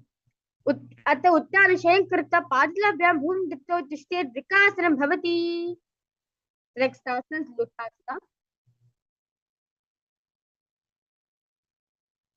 Now lay on the back, quickly throw the legs above the head, completely roll over, finish in prone position. Repeat this again and again as you visualize yourself, as you visualize Swamiji in your inner space. Lotasana. Uttara Shalam Padadush Yango Bhuma Stablita Nijam Reti Nijam Shainam. Next asana, Sarathasana. Now lay on your belly with those extended hands to the ground by the shoulders. Concentrate the legs fixed on the flute, whistling when inhaling. Visualize yourself carrying a chariot, carrying warriors into battle for dharma on your chariot back. Nijjam sharing kripta nabham bhumanadhyastam vasabyam bhumashtam aushthanilim venivasum kripte tishtet taratasanam bhavati. The next starts with Dehulyulanganasana. Now, place sponsor mat in plank position. Jump the legs forward and back between the arms. Dehulyulanganasana. हस्तजं बद्ध मध्यं मध्यसना उदा नैव बहिनी अता नये देहुल्युलंघनम भवति. The next asana is Jatyasana. Now standing position, bend forward, place the hands to the mat, walk front and back. Visualize yourself as a wise 6-year-old elephant. Jatyasana. At the Jatyasana works yena jati smaro bhavet hastan ribhumo cha gamanagamanam tataha.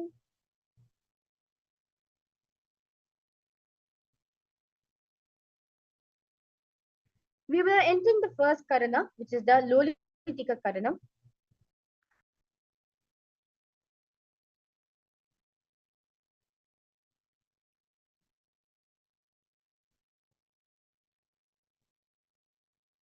Now, stand with knees bent, feet pointed outwards. Bend the elbows and keep the hands at level.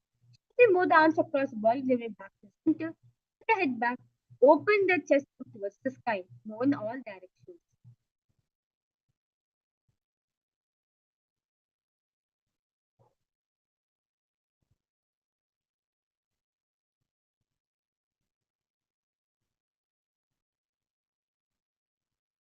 The next asana is Sarpasana. Now, stand erect like a rod, arms to the sides, hands touching the thighs. Visualize your Kundalini Devi, raising, curling upward around the body. Sarpasana. Atha Sarpasanam Vakshe Vayupana Kevalam Sarira Dandavatishte Rajobandhasya Padayoho. Next asana is Ushta Sadanasana. Now, while standing, place all fingers on the mat and stand on the feet. Feet on the fists, begin to move, walk like a camel. So, visualize yourself as a camel. मुष्टि Kanishka प्रदेशे भूमनिधाय उपरिपाद्य संस्थाप्य उष्ट्रवत् उष्ट्रसाधितं भवति. Next asana is Ashvasana. Now remain submission, begin to move, walk like a horse. As visualize yourself as a horse.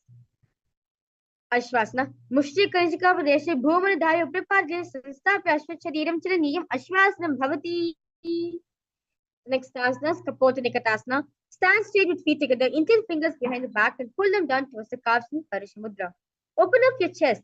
Visualize yourself as a soaring bird diving. Kapotanikarasana. Padre Bhumanidaya Prishtabhagyan Hastam Jangaparinta Nitya Kapotanikarasana Bhavati. We will enter the next karana, which is the Tala Pushpotam karana. Now stand tall with palms in Namaskara Mudra. Gently bend the knees and keep toes pointing outward. Simultaneously open the palms, place one heel off the ground, slightly lowering the waist shoulder at the respective heel. Visualize you're holding an offering, a bouquet of flowers to Paramashiva.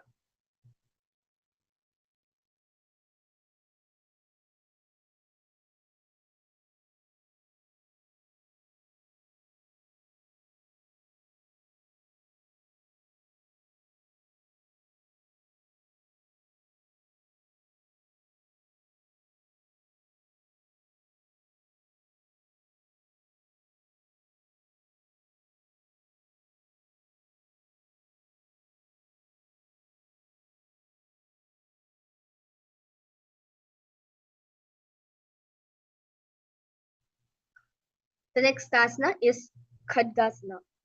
Now stand erect on your mat. Bring your hands together, forming a horn of a rhinoceros as you visualize yourself as a rhinoceros. Khadgasana. Nijya Sartamas Khadgasana Bhavati. The next asana is Uttanasana. Sit down all the way low as you can because when you do that, Uttanasana.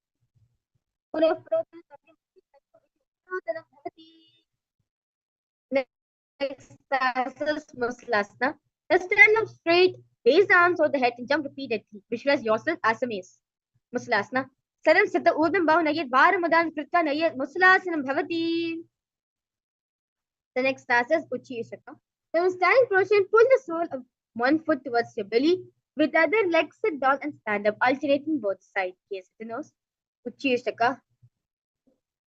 एकैकं पादतलं क्षौ निधाय हस्तद्वयेन धृत्वा तिष्ठेत् Ucheshakam bhavati. We will enter the next karana, which is Asana karana. Now standing, keep one leg slightly bent with toes pointing to the side. Bend to lift the opposite knee towards the chest, pointing the toes downward. Keep the arm holding the knee with the hand pointing outward and close into the fist. Let the opposite hand hang down on top of the thigh, wrist twisted, fingers pointing towards the center of the body in Parshvajanasana Karana.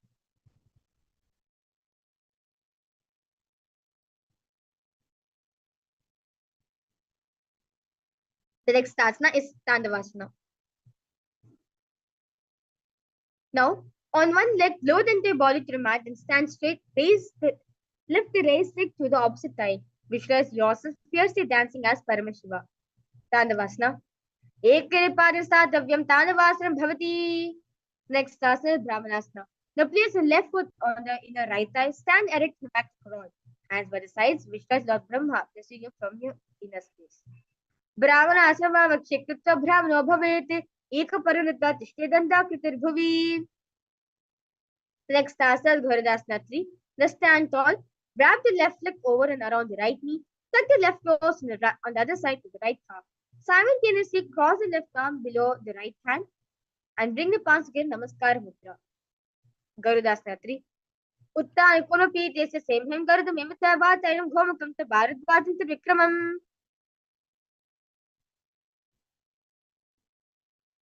Let's repeat Ekapadasana. The next asana is Ekapadasana. Let's stand straight on the right leg, left foot on the opposite thigh, hands relaxed by the knees. Ekapadasana. Daksha Gramvapadasya Jhangopari Dhaya Dev Pananjan Pashyoho Shekormata Rangana. The next asana is Durvasana. Let's stand on the right leg, put the big toes to the left foot, facing outside. Body quickly on standing leg. Visualize yourself is now Durvasana. एक हस्तेन रूपस्य एकस्य पादस्य द्विपाद भूनि तत्रय भ्रमणं कर्तव्यं Durvasanam bhavati. Next asana is Trivikramasana. Stand the right leg, lift the left foot behind the neck to stand tall, alternate between sitting and standing. Trivikramasana. Ekena parista Griva and Parisa Stavastatavyata Trivikramasanam bhavati. Let's now repeat the Parshvajana Karanam on the other side.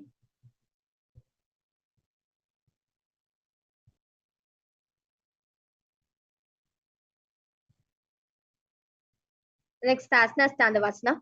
Visualize fiercely dancing as Paramashiva. Tandavasana. Ekaripadistadavyam Tandavasanam bhavati. Next asana is Brahmanasana. Visualize you being blessed by Lord Brahma from inner space. Brahmanasana va vaksha yaktritva brahmano bhavet ekaparanutta tishtedanda kritirbhuvi. Next asana is Garudasana 3. Visualize Lord Garuda in your inner space. Uttan Kurupitesya Semhem Gardameva Chavatan Gomukam to Bharadvajan Trivikramam. Next asana is Ekapadasana on the other side. Daksha Gyamvapadesya Jhangopari Dhayacha Dev Pananjani Pashvayoho Shekormata Rangana. Next asana is Dhruvasana on the other side. Visualize yourself as North Pole Star. Dhruvasana. Ekar Rupas Ekas Parisam Dutta Itrapad Bhuni Datraya Brahmanam Kartavyam Dhruvasana bhavati. The next asana is Trivikramasana. Visualize Mahavishnu blessing you from your inner space. Griva and Pansa Tapasta Davimata Devin Trivikramasana bhavati. Let us now relax asana with the Samanaka Karana. Stand your feet close together, toes pointed slightly out. Keep both the hands to the side of the body. That's yourself complete in Samanaka Karana.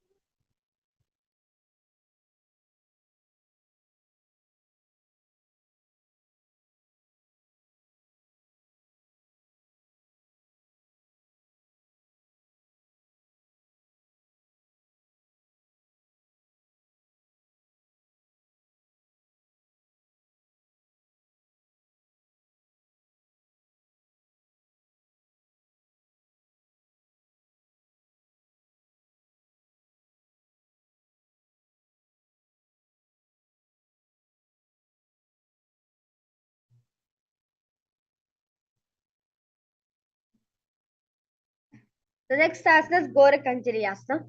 Now stand very bent forward. Bring both the hands underneath the knees and make a finger lock in Parshamudra. Sit in Squatting position, let the finger locks touch navel, visualize the great sage Gorakhnatha in your inner space. Pratham hube hoy bahuri niche puni hobe. Next asana is Kanchasana. Insert the hands between the thighs and the calves, then wrap it behind the butt.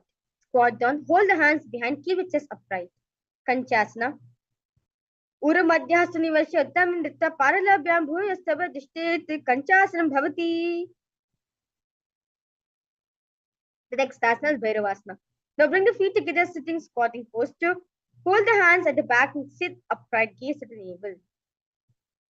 Visualize Bhagwan Kala Bhairava in your inner space. Bhairavasana. दो पका की ताल की माहिली core मिला परा पान को दो माधवे से. Next asana is Varahasana. Squat all the way down to the ground. Keep your toes together, toes apart. Bring your elbows up close to the head. Palms joined over the back.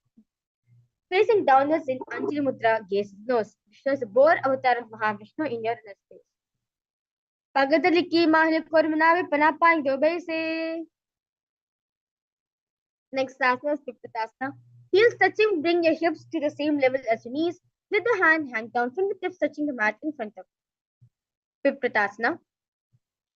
Atta Uttasana Nani Pasheda Samya Sitta Nitvam Jana Pradesh Aniya Tishtedi Pripriyasanam Bhavati. The next asana is Bhakasana. Place the hands on mat and fingers wide. Place your knees on the back of the arms, eyes forward and down. Visualize yourself as a Guru.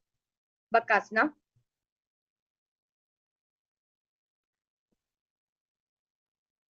Haslabhyamasta Prajar Nabo Samye Jangaruni Satyabhadishtete Bhakasanam Bhavati. The next asana is Sushtanga Kapalayasana. Kneel down, head to the ground, palms spread for support. Raise the body on your head. Legs into Padmasana. Gaze at the nose. Sushtanga Kapalayasana. Asana Kagana Kapala Hoyi. Next asana is Guptasana. Keep your toes flat, touching the opposite feet. Sit down between the feet. Let the heels come up outside of the hips. Hands to your knees. Sit straight. Gaze at the nose. Guptasana.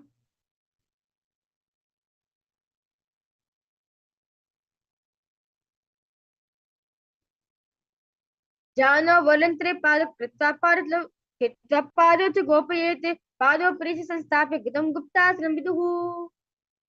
Next asana is Vrikshasana 2. Now, hands in the ground, fingers wide, lift the body up straight. Visualize yourself deep rooted tree.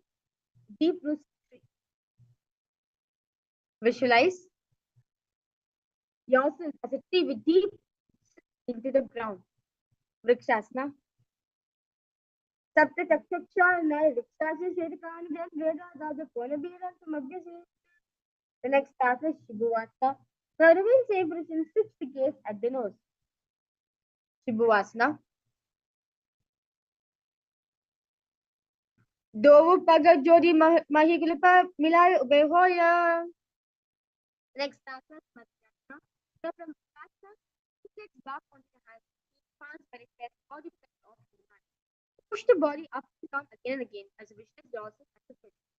Matsyasana 2. Nijjan Sharan Kurpra Pashivag Udak Kritya Asala Bhurishtabhya Varamudang Kuryat Matsyasanam Bhavati. Next asana Sarpasana 2. Lie prone on the belly, hands on the hips. Extend the legs, gently point the toes. Give the chest to your right and your left. Like a snake, as you visualize yourself as a snake. Sarpasana. Nijjam Sharan Kritya Hasto Nityam Jan Sanstha Pipadi Kritya Samilyan Ursa Gantavyam Sarpasanam Bhavati. The next asana, Niralambanasana.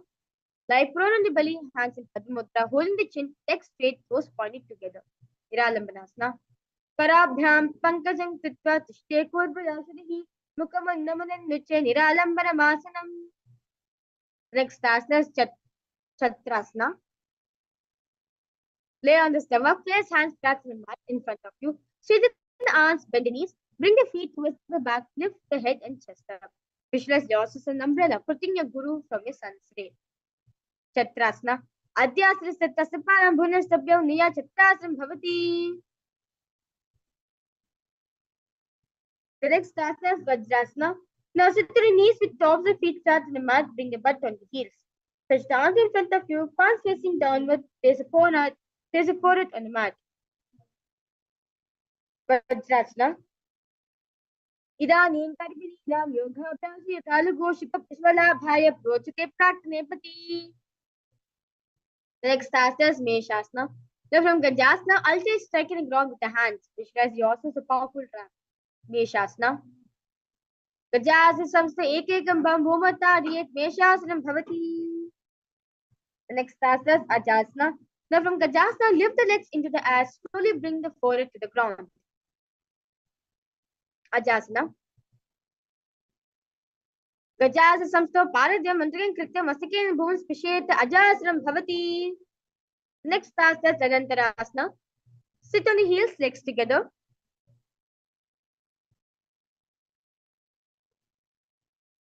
Interlace fingers around the toes. First to pull the feet towards the perineum, then place the hands respect to knees in Sham Mudra. Keep the spine straight, gaze at the nose. Then Antarasana. Parihadiki kakasi se panashira modi. Gagagri Made lagave. The next task is Angamotanam. Maintain fingers in front and behind you. Switch the arms forward to the sides and backwards. Give a massage to various different joints and muscles.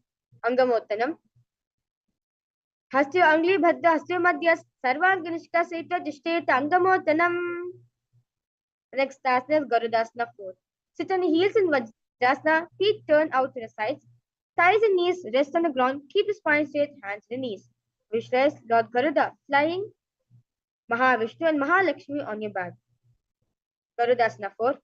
Jango Rudyandaram Pidya Sirkalyoda Janana Jano Purikarat Ganda Garudasana Muchate. Next task is Ananda Mandirasana. Now sit with legs folded back, knees wide open, front of the buttocks on the ground, gaze at the third eye. Residing blissful space of a temple. Ananda Mandirasana. Adavakshe Viranatha Ananda Mandirasanam Yakritvamaro Jiro Bhavatyeheva Sadakaha. Next task is Padikasana 2. Knees wide, sit on the ankles. The next task is Mandukasana. Now, knees wide, sit on the ankles, hands under the knees, gaze at the nose. Visualize yourself as a frog. Mandukasana. Prishtam Sampirigul Bhavyan Jamangya Samyakriti Hasto Palik Shikto Mandukam Pal Doshrite. Next asana, Narasimhasana. Now keep your toes on the mat, heels up, toes together. Face Pirim on the heels. Place the palms on the ground, spread the fingers wide, thumbs touching, base of the hand touching the toes. Gaze at the nose, stick out the tongue and exhale. Narasimhasana. Dova Panapan, Hoy Vese, Adi Mila Gugola, Nivese, Samasari, Nike, Taharavi, Nasa, Stikolya Bay. The next asana is Vishnakasana. Sit on toes and place Pirim on the heels. Separate the knees sideways and place on the ground. Make a hole of the palm, place it on the mount. Keep the thumbs under the teeth, close lips, gaze to the toes. Inhale through the Pingala Nadi and exhale through the mouth to your capacity. Vishnakasana. दो बगां की ये दी जोई गोरा वाल पुने होई गोरा जंग अंते राके राके अदेवा हे विरी दाके.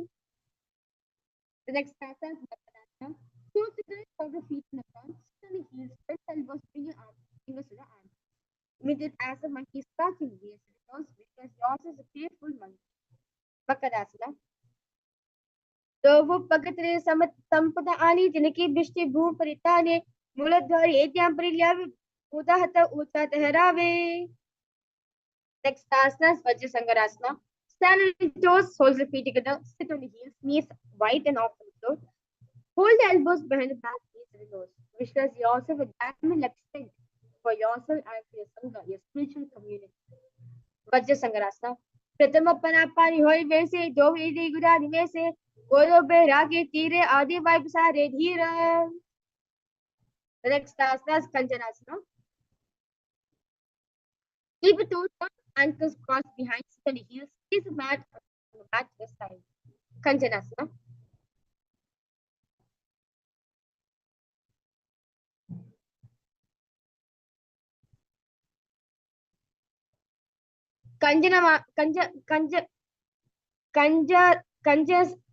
Kanjanasana Vakshi Kritvasa Strobhavete Krishtam Paradyam Bhadda Hastobhuma Pradarayete. The next asana is Purmasana. The toes strap cause the feet face medium on back of the heels. Keep knees wide open on the floor. Rest the hands at the knees. Kurmasana.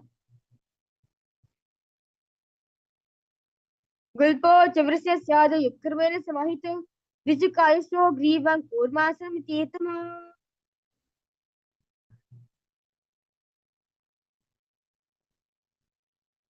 The next asana is Yogasana. With toes flat, cross the feet and place perineum on back of the heels, gaze at the nose. Yogasana. Godam niyamya gulthabhya yukkarvena samahito. Yogasana tida igi yoga viduhu.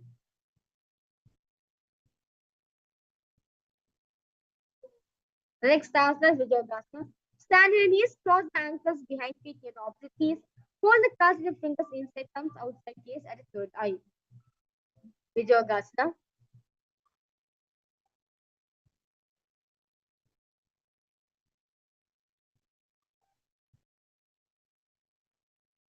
Godam wal ube hoy godadara ke doi. Dajipari ki pani rahave. Pano yama godadi gilyave. The next asana is Ushtrasana 2. In kneeling position, bend backwards, hold the ankles with your hands. Keep the arms straight, push the hips forward till the head band. Visualize yourself as a camel. Ushtrasana 2. मेरुदन्ताग्रदीद्यादि समिष्पादिष्कुमाने कपोराशासनाभ्यासं क्रियाम्भीतासनः.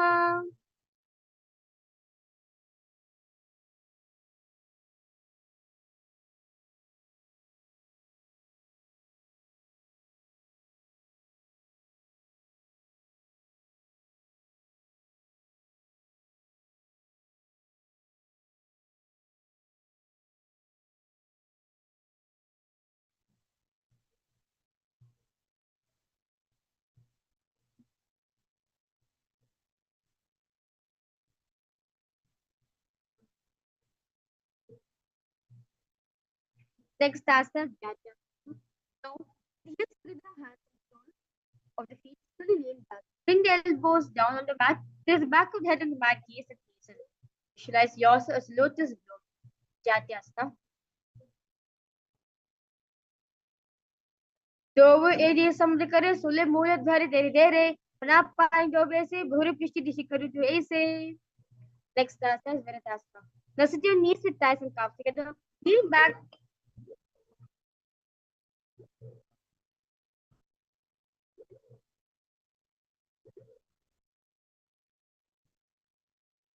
I complete for all the participants for the interruption during the yoga. Now we'll be resuming back. The next asana is Viratasana. Sit on your knees with thighs and calves together. Lean back and touch your back to the ground and rise up. Use support of your hands if needed. Do like this again and again. Viratasana. Jangabdi bhuma nidhaya jangodharya uni sistab prishti vansam varavans prishete Viratasanam bhavati. The next asana is Kapotasana. Now from Viratasana, raise the hips higher. Bring your forearms to the mat. Hold the back of the heels. Bring the head in between the feet. Visualize yourself as a beautiful dove. Kapotasana. Merudandagradidya Smishpadifumane Kapurashtasana Kuryanhitasana. Next asana is Varasana. Stand upright on your knees with toes tucked. Hold the arms with the opposite sides, gaze at the nose. Varasana. Jani Bhusastapya Hastabhyam Bhuparastam Ditta Salam Tishtet Varasanam Bhavati. The next asana is Varahasana 2. So keep your knees together and toes tucked. Lean forward, bring the elbows to the mat. Hands holding the head, rest the hand in the hands, heels on the butt. Visualize the board avatar of Mahatma in your inner space. Surya Chandram Veda Nani Astani Katyante Kuprabhu Stapita Janubhyam Ashtabhyam. The next asana is Mundasana. Kneel down, place crown of the head in the mat, in between index fingers, elbows in the mat, shoulders width apart.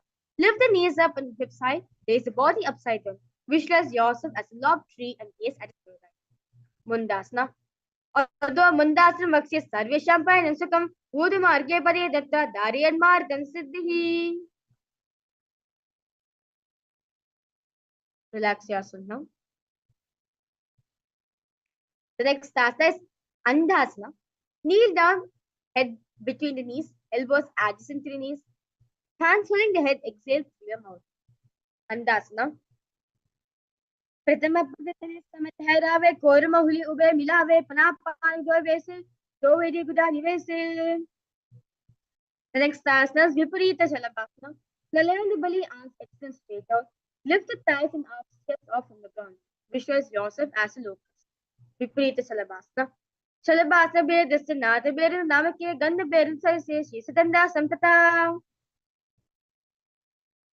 The next asana is KAILASA. Land the belly, arms to side, palms down.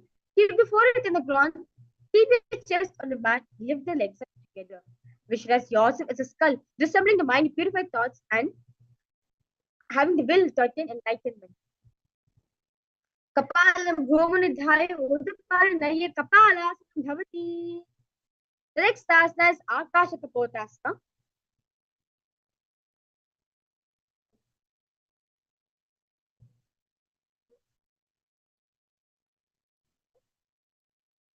Now, lay on the stomach, hands by the sides. Lift the legs up over the head. Slowly place the feet on the mat in front of the head.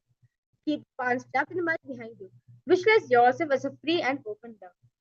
Kapotasana, Akasha Kapotasana. Ushtra se sita karna Bhemuru tapya masiko pri litta prishtapadini bhumastapita Akasha Kapotam bhavati. Next asana, Chakrasana. Sit on your knees, bring your chest down, so navel to the knees. Keep the hands flat on the mat, forearms on the ground, and be sturdy. Visualize yourself as a sparrow. Shatakasana. Purparaparyanto hasto dharamastebhya jani navo sankuchiti shtetram Chatakasanam bhavati. The next asana is Vistikasana. Kneel down, hands and elbows on the mat. Raise the legs and bend the back to touch the feet on the head. Lift the chin and hold. Visualize yourself as a scorpion. Vistikasana 2. Vishchiva Puchibarimangi Pashni Nithya Shishire Chikam Vidayiko Etredi Chandasi Sari Kasta Vishwaswam Vishtika Sanyamasanam. The next asana is Vrishasana. Place perineum down on the right heel, to the left foot outside of the hip, ankles to the side. Place the hands on the mat, resembling a bull. Visualize you're a bull in your inner space.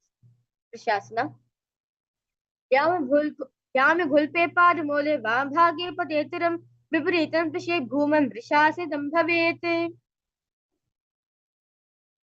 The next asana is Lolasana. It can be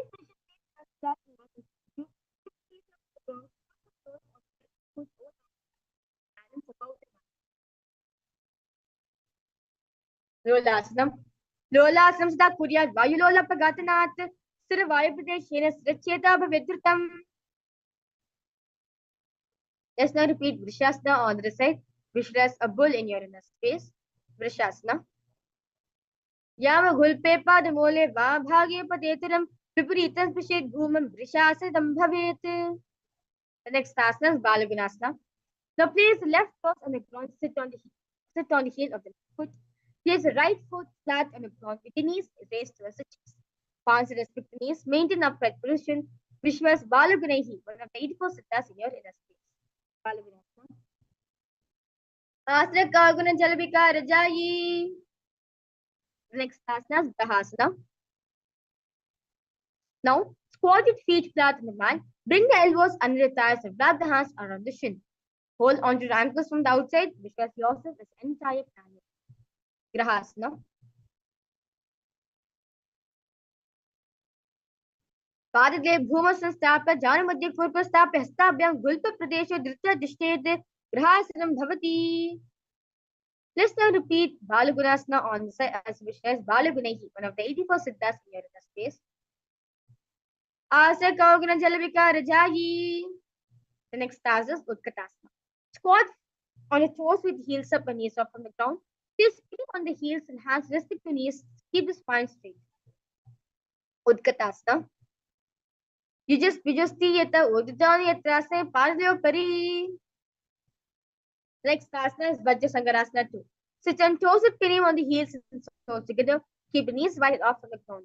Hold the opposite elbows behind the back. Vajrasangarasana 2. Pratama Parapari ho jo aise do ide gura nivese. Godo pe rate te are vai basare dhira.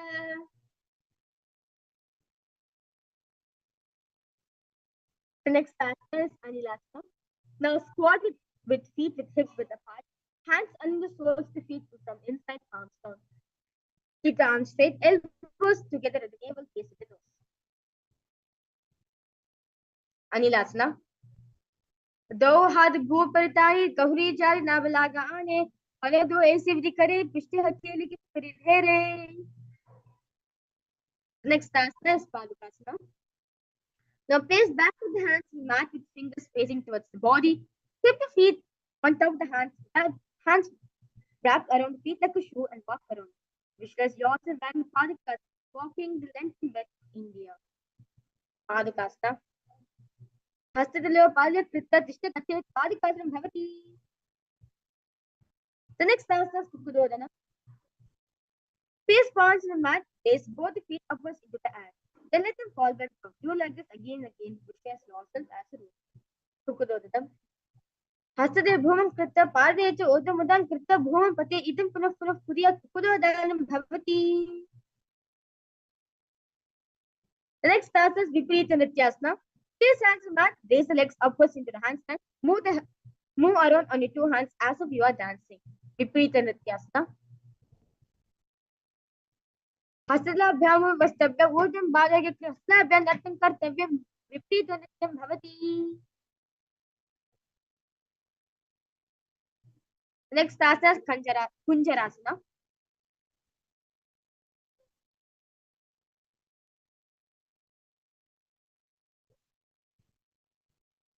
Now separate the feet, place one palm down on the mat with palm straight. Bring the opposite hand to the head and be stable. Kunjarasana. अधवक्षे Mahadev कुंजरासनम् उत्तमं करने के पादाभ्यां भूमोत्तिष्ठे शिरकरः. Let's now repeat Kunjarasana. Kunjarasana. अधवक्षे Mahadev कुंजरासनम् उत्तमं करने के पादाभ्यां भूमोत्तिष्ठे शिरकरः. Next asana is Kadambasana. Sit on the ground with feet flat and heels close to the body, holding the respective ankles. Lift the feet up to the ground. Visualize yourself as a kadamba tree. After you see the proposed along Kadambasana. Kashi Vyavastapya Satyam Gulpa Dritta Tishtiyate Kadambam Bhavati. The next asana is Paramashivoham. Sit with the heels to the perineum. Hold the ankles with the hands and press them towards the chest. Visualize any excess vata being released and balanced within your system. Paramashivoham. Dvayo supadayo pani natva sastini tambake janani vakshasi sadhu bhavradi kara bhandanaihi.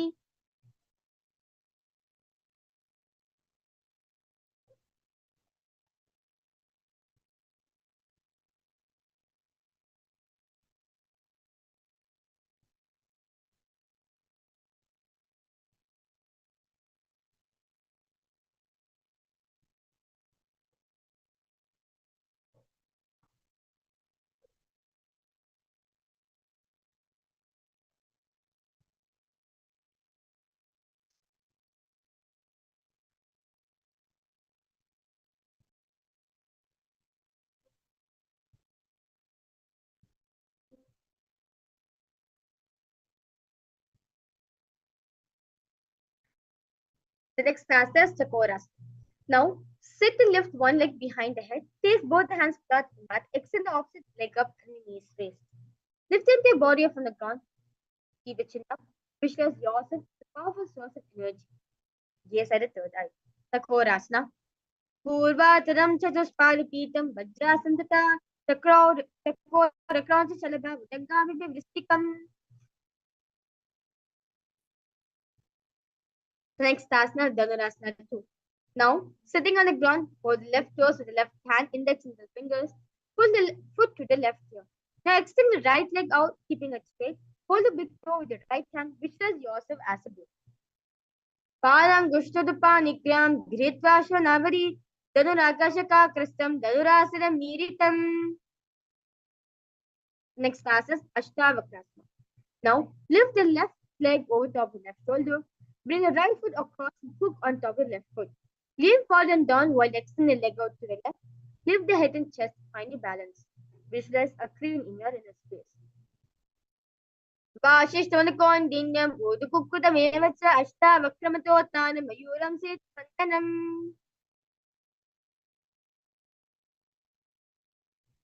The next asana is pranasana. Now place right foot on the left side, bring the left foot flat on the ground.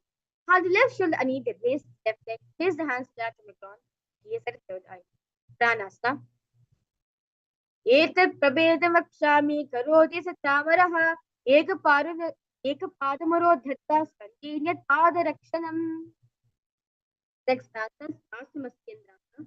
Now place the right foot at the root of the left thigh, then the left leg by the side of the right. Hold the left leg by the right hand, twist the body and remain sturdy. Visualize the great sage Matsyendranath in your inner space, gaze at the third eye. Vamurmular Dakshapado, Janur Bhayadeshi Dakshadoshana. Let's now repeat the core asana on the right. That is also a powerful source of energy. Chakorasana. पूर्वात्मं चतुष्पादपीतं वज्रासनता चक्रो विचक्रांत शलभा भुजंगामिति वृश्चिकम्. Let's now repeat Nirasana 2 on the side. Visualize yourself as you go. पादांगुष्ठोदपां नित्यां गृहीत्वा श्रवणावधि धनुराकर्षका प्रस्थं धनुरासनमीरितम्. Next asana is Ashtavakrasana. Visualize a crane in your inner space. वाशिष्ठमनुकोण्डिन्यम् उदकुक्कुटमेव च अष्टावक्रमतोत्थान मयूरं बन्धनम्. Next asana is Pranasana. On the side, gaze at the third eye.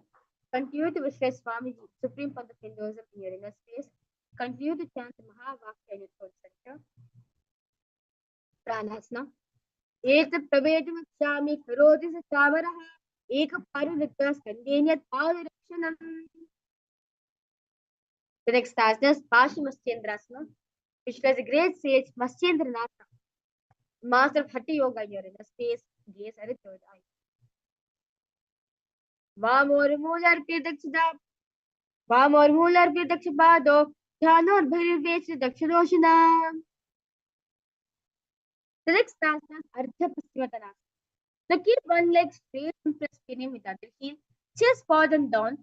Hold the toes and feet. Bring the head towards the knee. Ardha Paschimottanasana. Ekam padam prasar ekam padasya pashina siyune sampirya hasadvena prasarita param gushtam dutta janu priyamasakam yaset Ardha Paschimottanam bhavati. Next asana is Paunchasana. Now place the left ankle outside of the hip. Hold the soles of the right foot and lift the leg up towards the forehead. Keep the knees straight. Gaze at the nose. Visualize yourself as a crane.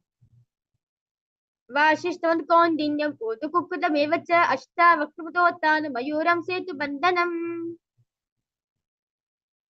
Let's now repeat Ardha Paschimottanasana on the other side. एकं पारं प्रसार एकं पारस्य पाश्चिना सीवने सम्पीड्य हस्तद्वयेन प्रसरीत पारङ्गुष्ठं धृत्वा जानुप्रियमस्तकं न्यसेत् Ardha Paschimottanam bhavati. The next asana is crown chakra, repeated on the left, visualize a crane in your inner space. वाशिष्ठमनुकोण्डिन्यम् ऊतकुक्कुटमेव च अष्टावक्रमतोत्थान मयूरं सेतुबन्धनम्.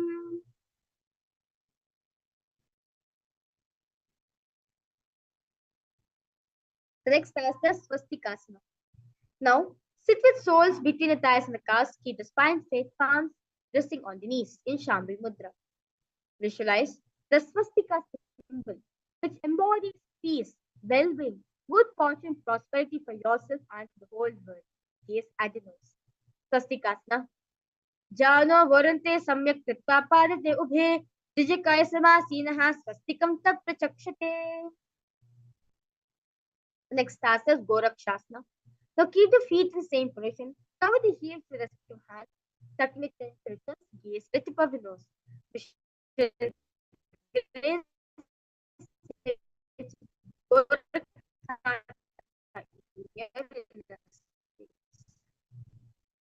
Gorakshasana.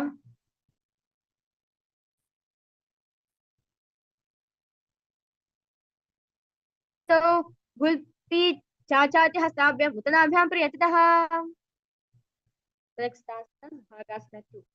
Now, sit the left heel to the perineum. right foot on the left side. Close the eyes with the middle with the index fingers, nose with the middle fingers, ears with the thumb in the Chandika Mudra. Gaze at the third eye. Meditate on the Arihanta, the Lord of your inner space. Bhagasana 2.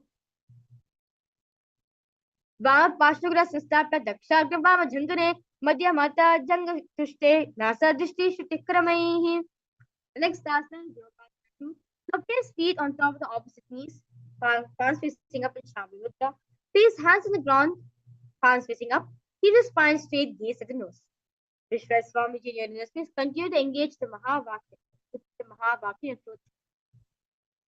Yogasana 2.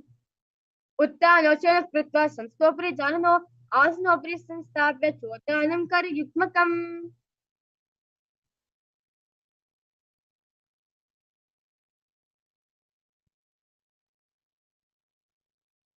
Next asana is Urdhva Kukutasana. Now from Padmasana, place hands flat mat beside the body. Press the hands into the mat. Lift the knees up to the ground. Balance above the ground. Visualize yourself as a rose. Urdhva Kukutasana.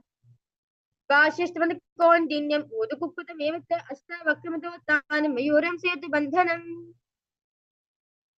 Next asana is Siddha Harikalayasana. Now from Padmasana, insert both hands to your knees. Place them on the mat. Avoid lifting your body up. Stay seated on the mat. Gaze at the nose. सिद्ध हरिकल्यासना.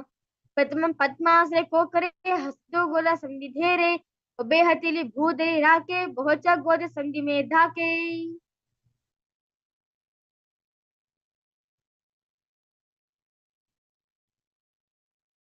The next asana is Hamsasana. Now from Padmasana, place hands in the mat through the gap of the thighs and the calves. Lift the thighs up to your shoulder, legs up from the mat, stay above the mat, gaze at the nose. Visualize yourself as an elegant swan.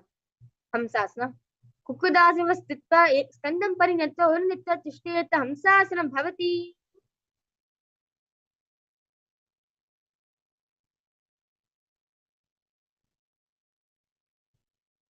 Next asana is Karmukasana.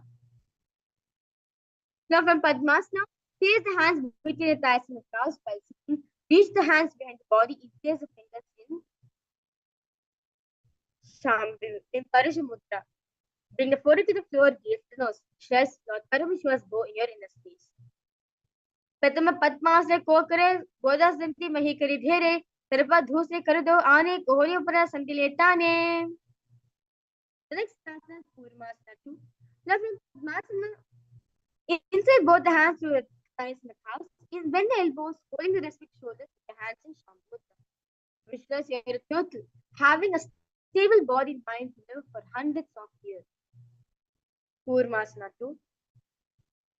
Bhami जंग पर दक्षिण पावा दहिनी जंग पर बामिल्यावा बहल्या अंश गाले हता. Next asana is Granthi Vedasana. Now from Padmasana, insert both hands to the thighs and the calves. Bend the elbows, hold the resting shoulders with the hands. Bend the head down, tucking the chin to the chest, gaze at the nose. Rejoice, you are sitting in a Paramashiva secret north posture. Granthi Vedasana. अदवक्षे Neelkanth गंधभेदासनं शुभं ज्ञात्वा रुद्रोपविक्षिप्तं सूक्ष्मवायुरिषेवनात्. Next asana is Uttana Kurmasana. Now from Padmasana, remain safe position, chest laid on your back, bend the elbows, hold the shoulders with your hands in Shambhu Mudra. Gaze at the nose, visualize embodying a turtle laying on his back. कुक्कुदासनं मन्दस्तं कराभ्यान्तित कन्दरं पीतं कूर्मावृत्तानि मेरुदुत्तानि पूर्वकम्. Next asana is Pangu Kukutasana. Now from Padmasana, place both the hands to the gap of the thighs and the calves. Place one hand flat on the mat or hold its wrist with the other hand. Lift the body up from the mat and hold. Visualize yourself as a rooster.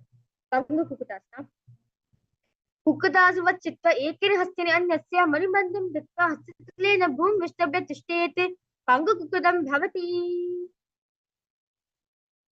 Let's now repeat Pangu-Kukutasana on this side as we continue to visualize ourselves as a rooster. कुक्कुदासव चित्त एकेन हस्तेन अन्यस्य मणिबद्धं धृत्वा हस्ततलेन भूमिष्टभ्य तिष्ठेत् Pangu-Kukudam Bhavati.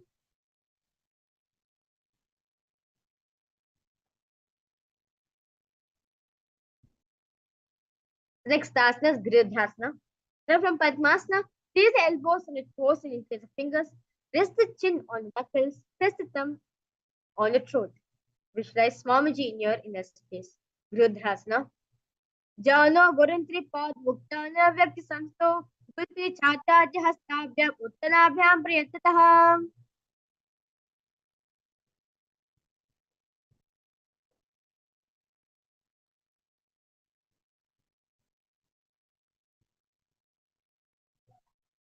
The next asana is Padmasana. Padmasana 3. Now remain in the Padmasana position. Hold one hand over the other, palms facing upwards in Shami Mudra. Keep the spine straight, gaze at the nose. Visualize Swamiji in your inner space. Continue to repeat the Mahavakya in your throat center. And for this asana, request all participants to engage in the Mahamudra Bandha.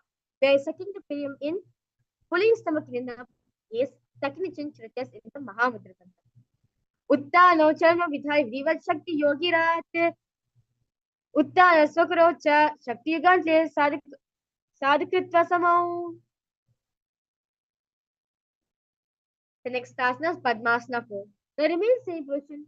Place the palms on top of the knees. Keep the spine straight, gaze at the nose. Visualize Paramashiva in your inner space. एतत् पद्मासनं कुर्यात् प्राणवायुव सिद्धयेत् शिवासनं सदा ध्यायेत् पूरयित्वा पुनः पुनः. The next asana is Karmakasana 2.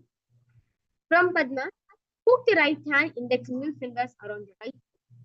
Lift the elbow as if pulling a bow back. Move it to around.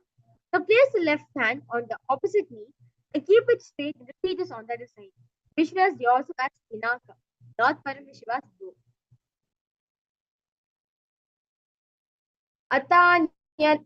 अतान्यदासनं वक्षे योगपूरकरक्षणात् कृत्वा पद्मासनं पाद अंगुष्ठोज्जङ्गयोस्थितम्.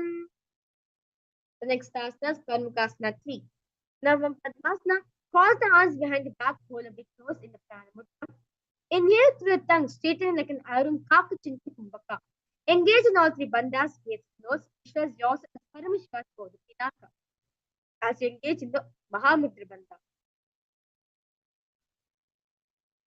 कर्मकाशमत् तस्य उदरपुर्या सूक्ष्म तदा वायुर्वसु इति कालेन सूक्ष्म वायुना.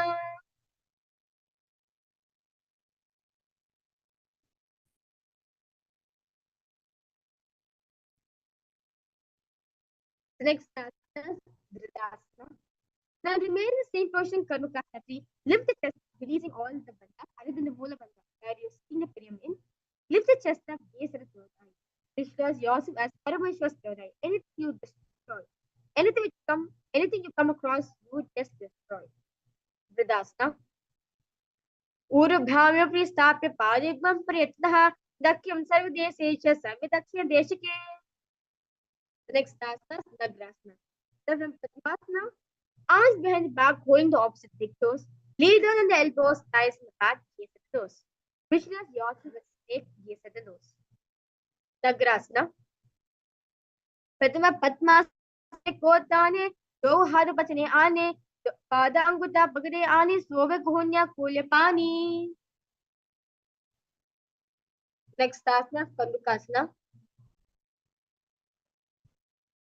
Lay on the back, bend the knees, feet on the ground, embrace the knees to the chest, head touches the knees. Visualize yourself as a ball as you roll up your whole body and squeeze yourself into a ball. Kandukasana. वेदत्रासने सिस्वा हस्तपाद निष्किन्मध्यं नयेत् कृष्णवांस भूमन् पतेत् कन्दुकासनं भवति. The next asana is Urdhva Pravanasana. Lay on the back, knees pressed together, with toes evenly pressed together, hands interlocked under the head in Parishamudra, gaze at the nose. Urdhva Pravanasana. प्रथम सूर्यो San करावे गोदोबे राश विलावे गुलपा महिला अंगुष्ठ डोय करेक सा मिल रासोई.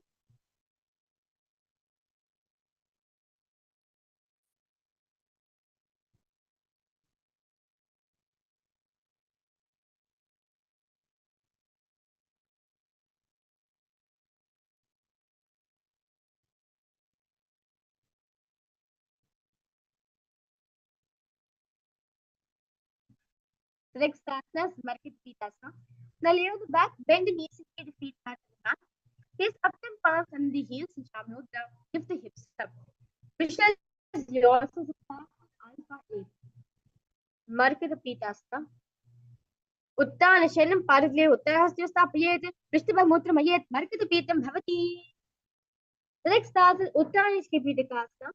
The lines of fire raise the hips up, support the hips with the hands, face at the waist. Elbows balance the weight of the body. Chin presses at the throat in Gandharvanda, gaze at the throat. Uttaniskipitakasta. Jangor Bhani Nastate Uttaniskipitam Aprimatikupita Bukipagis Kendriha. The next task is Narakasana. Lies of spine, raise the hips and up. Elbows and hands extend the mat below, helping to balance the body as neck faces up straight. Visualize Disney traveling through the hell unscathed. Narakasana. Griva Kanti Bhuma Stambya Padadatum Utam Mutrayet Narakasanam Bhavati. The next task is Triyanakasana. Bring the hands to lower back, keeping elbows on the back. Raise the legs up vertically, then slowly lowering, angling them, keeping the core engaged. Visualize your boat crossing the ocean of Sankara. Triyanakasana. Naukasthita Udaparadam Naye Triyanakasanam Bhavati. Next task is the Jasana. Now relax the elbows, shoulders, and hands remaining on the mat below. Keep the legs vertically and hold. Visualize yourself as a Kailasa flag, respirate across all nations across the whole world. Gajasana. Triyanag Griva Pushtapur Prahi Bhumi Stabra Kalakshani Paradam Udam Nayet Gajasana Bhavati. Now relax yourself, lie supine. Completely relax yourself, avoid any movement of the body. Visualize. The body is completely dead, and the supreme point of Hinduism, Swamiji, is liberating you. Bring awareness to every single moment, every single part within yourself in the Shakti Mritasanam. Uttanam Shavavadbhumo Shayanam tu Shavasanam. Shavasanam Shramaharam Chitta Vishrantikarakam.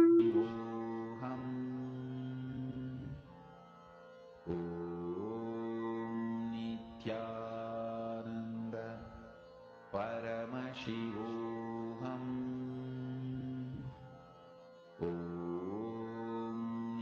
Nithyananda Paramashivoham Nithyananda Paramashivoham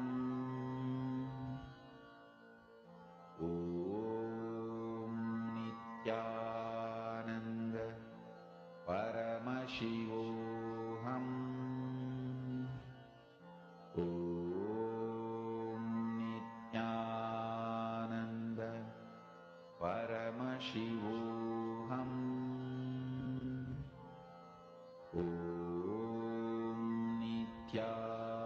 Nithyananda Paramashivoham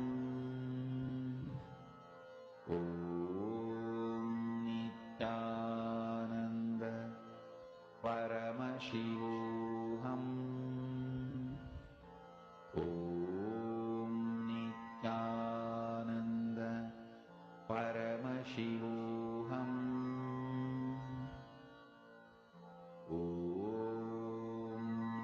Nithyananda Paramashivoham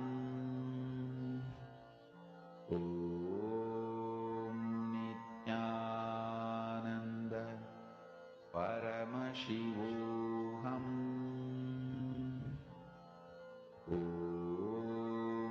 Nithyananda Paramashivoham Nithyananda Paramashivoham Nithyananda Paramashivoham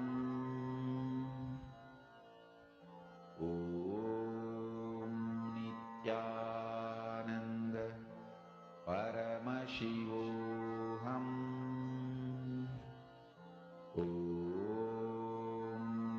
Nithyananda Paramashivoham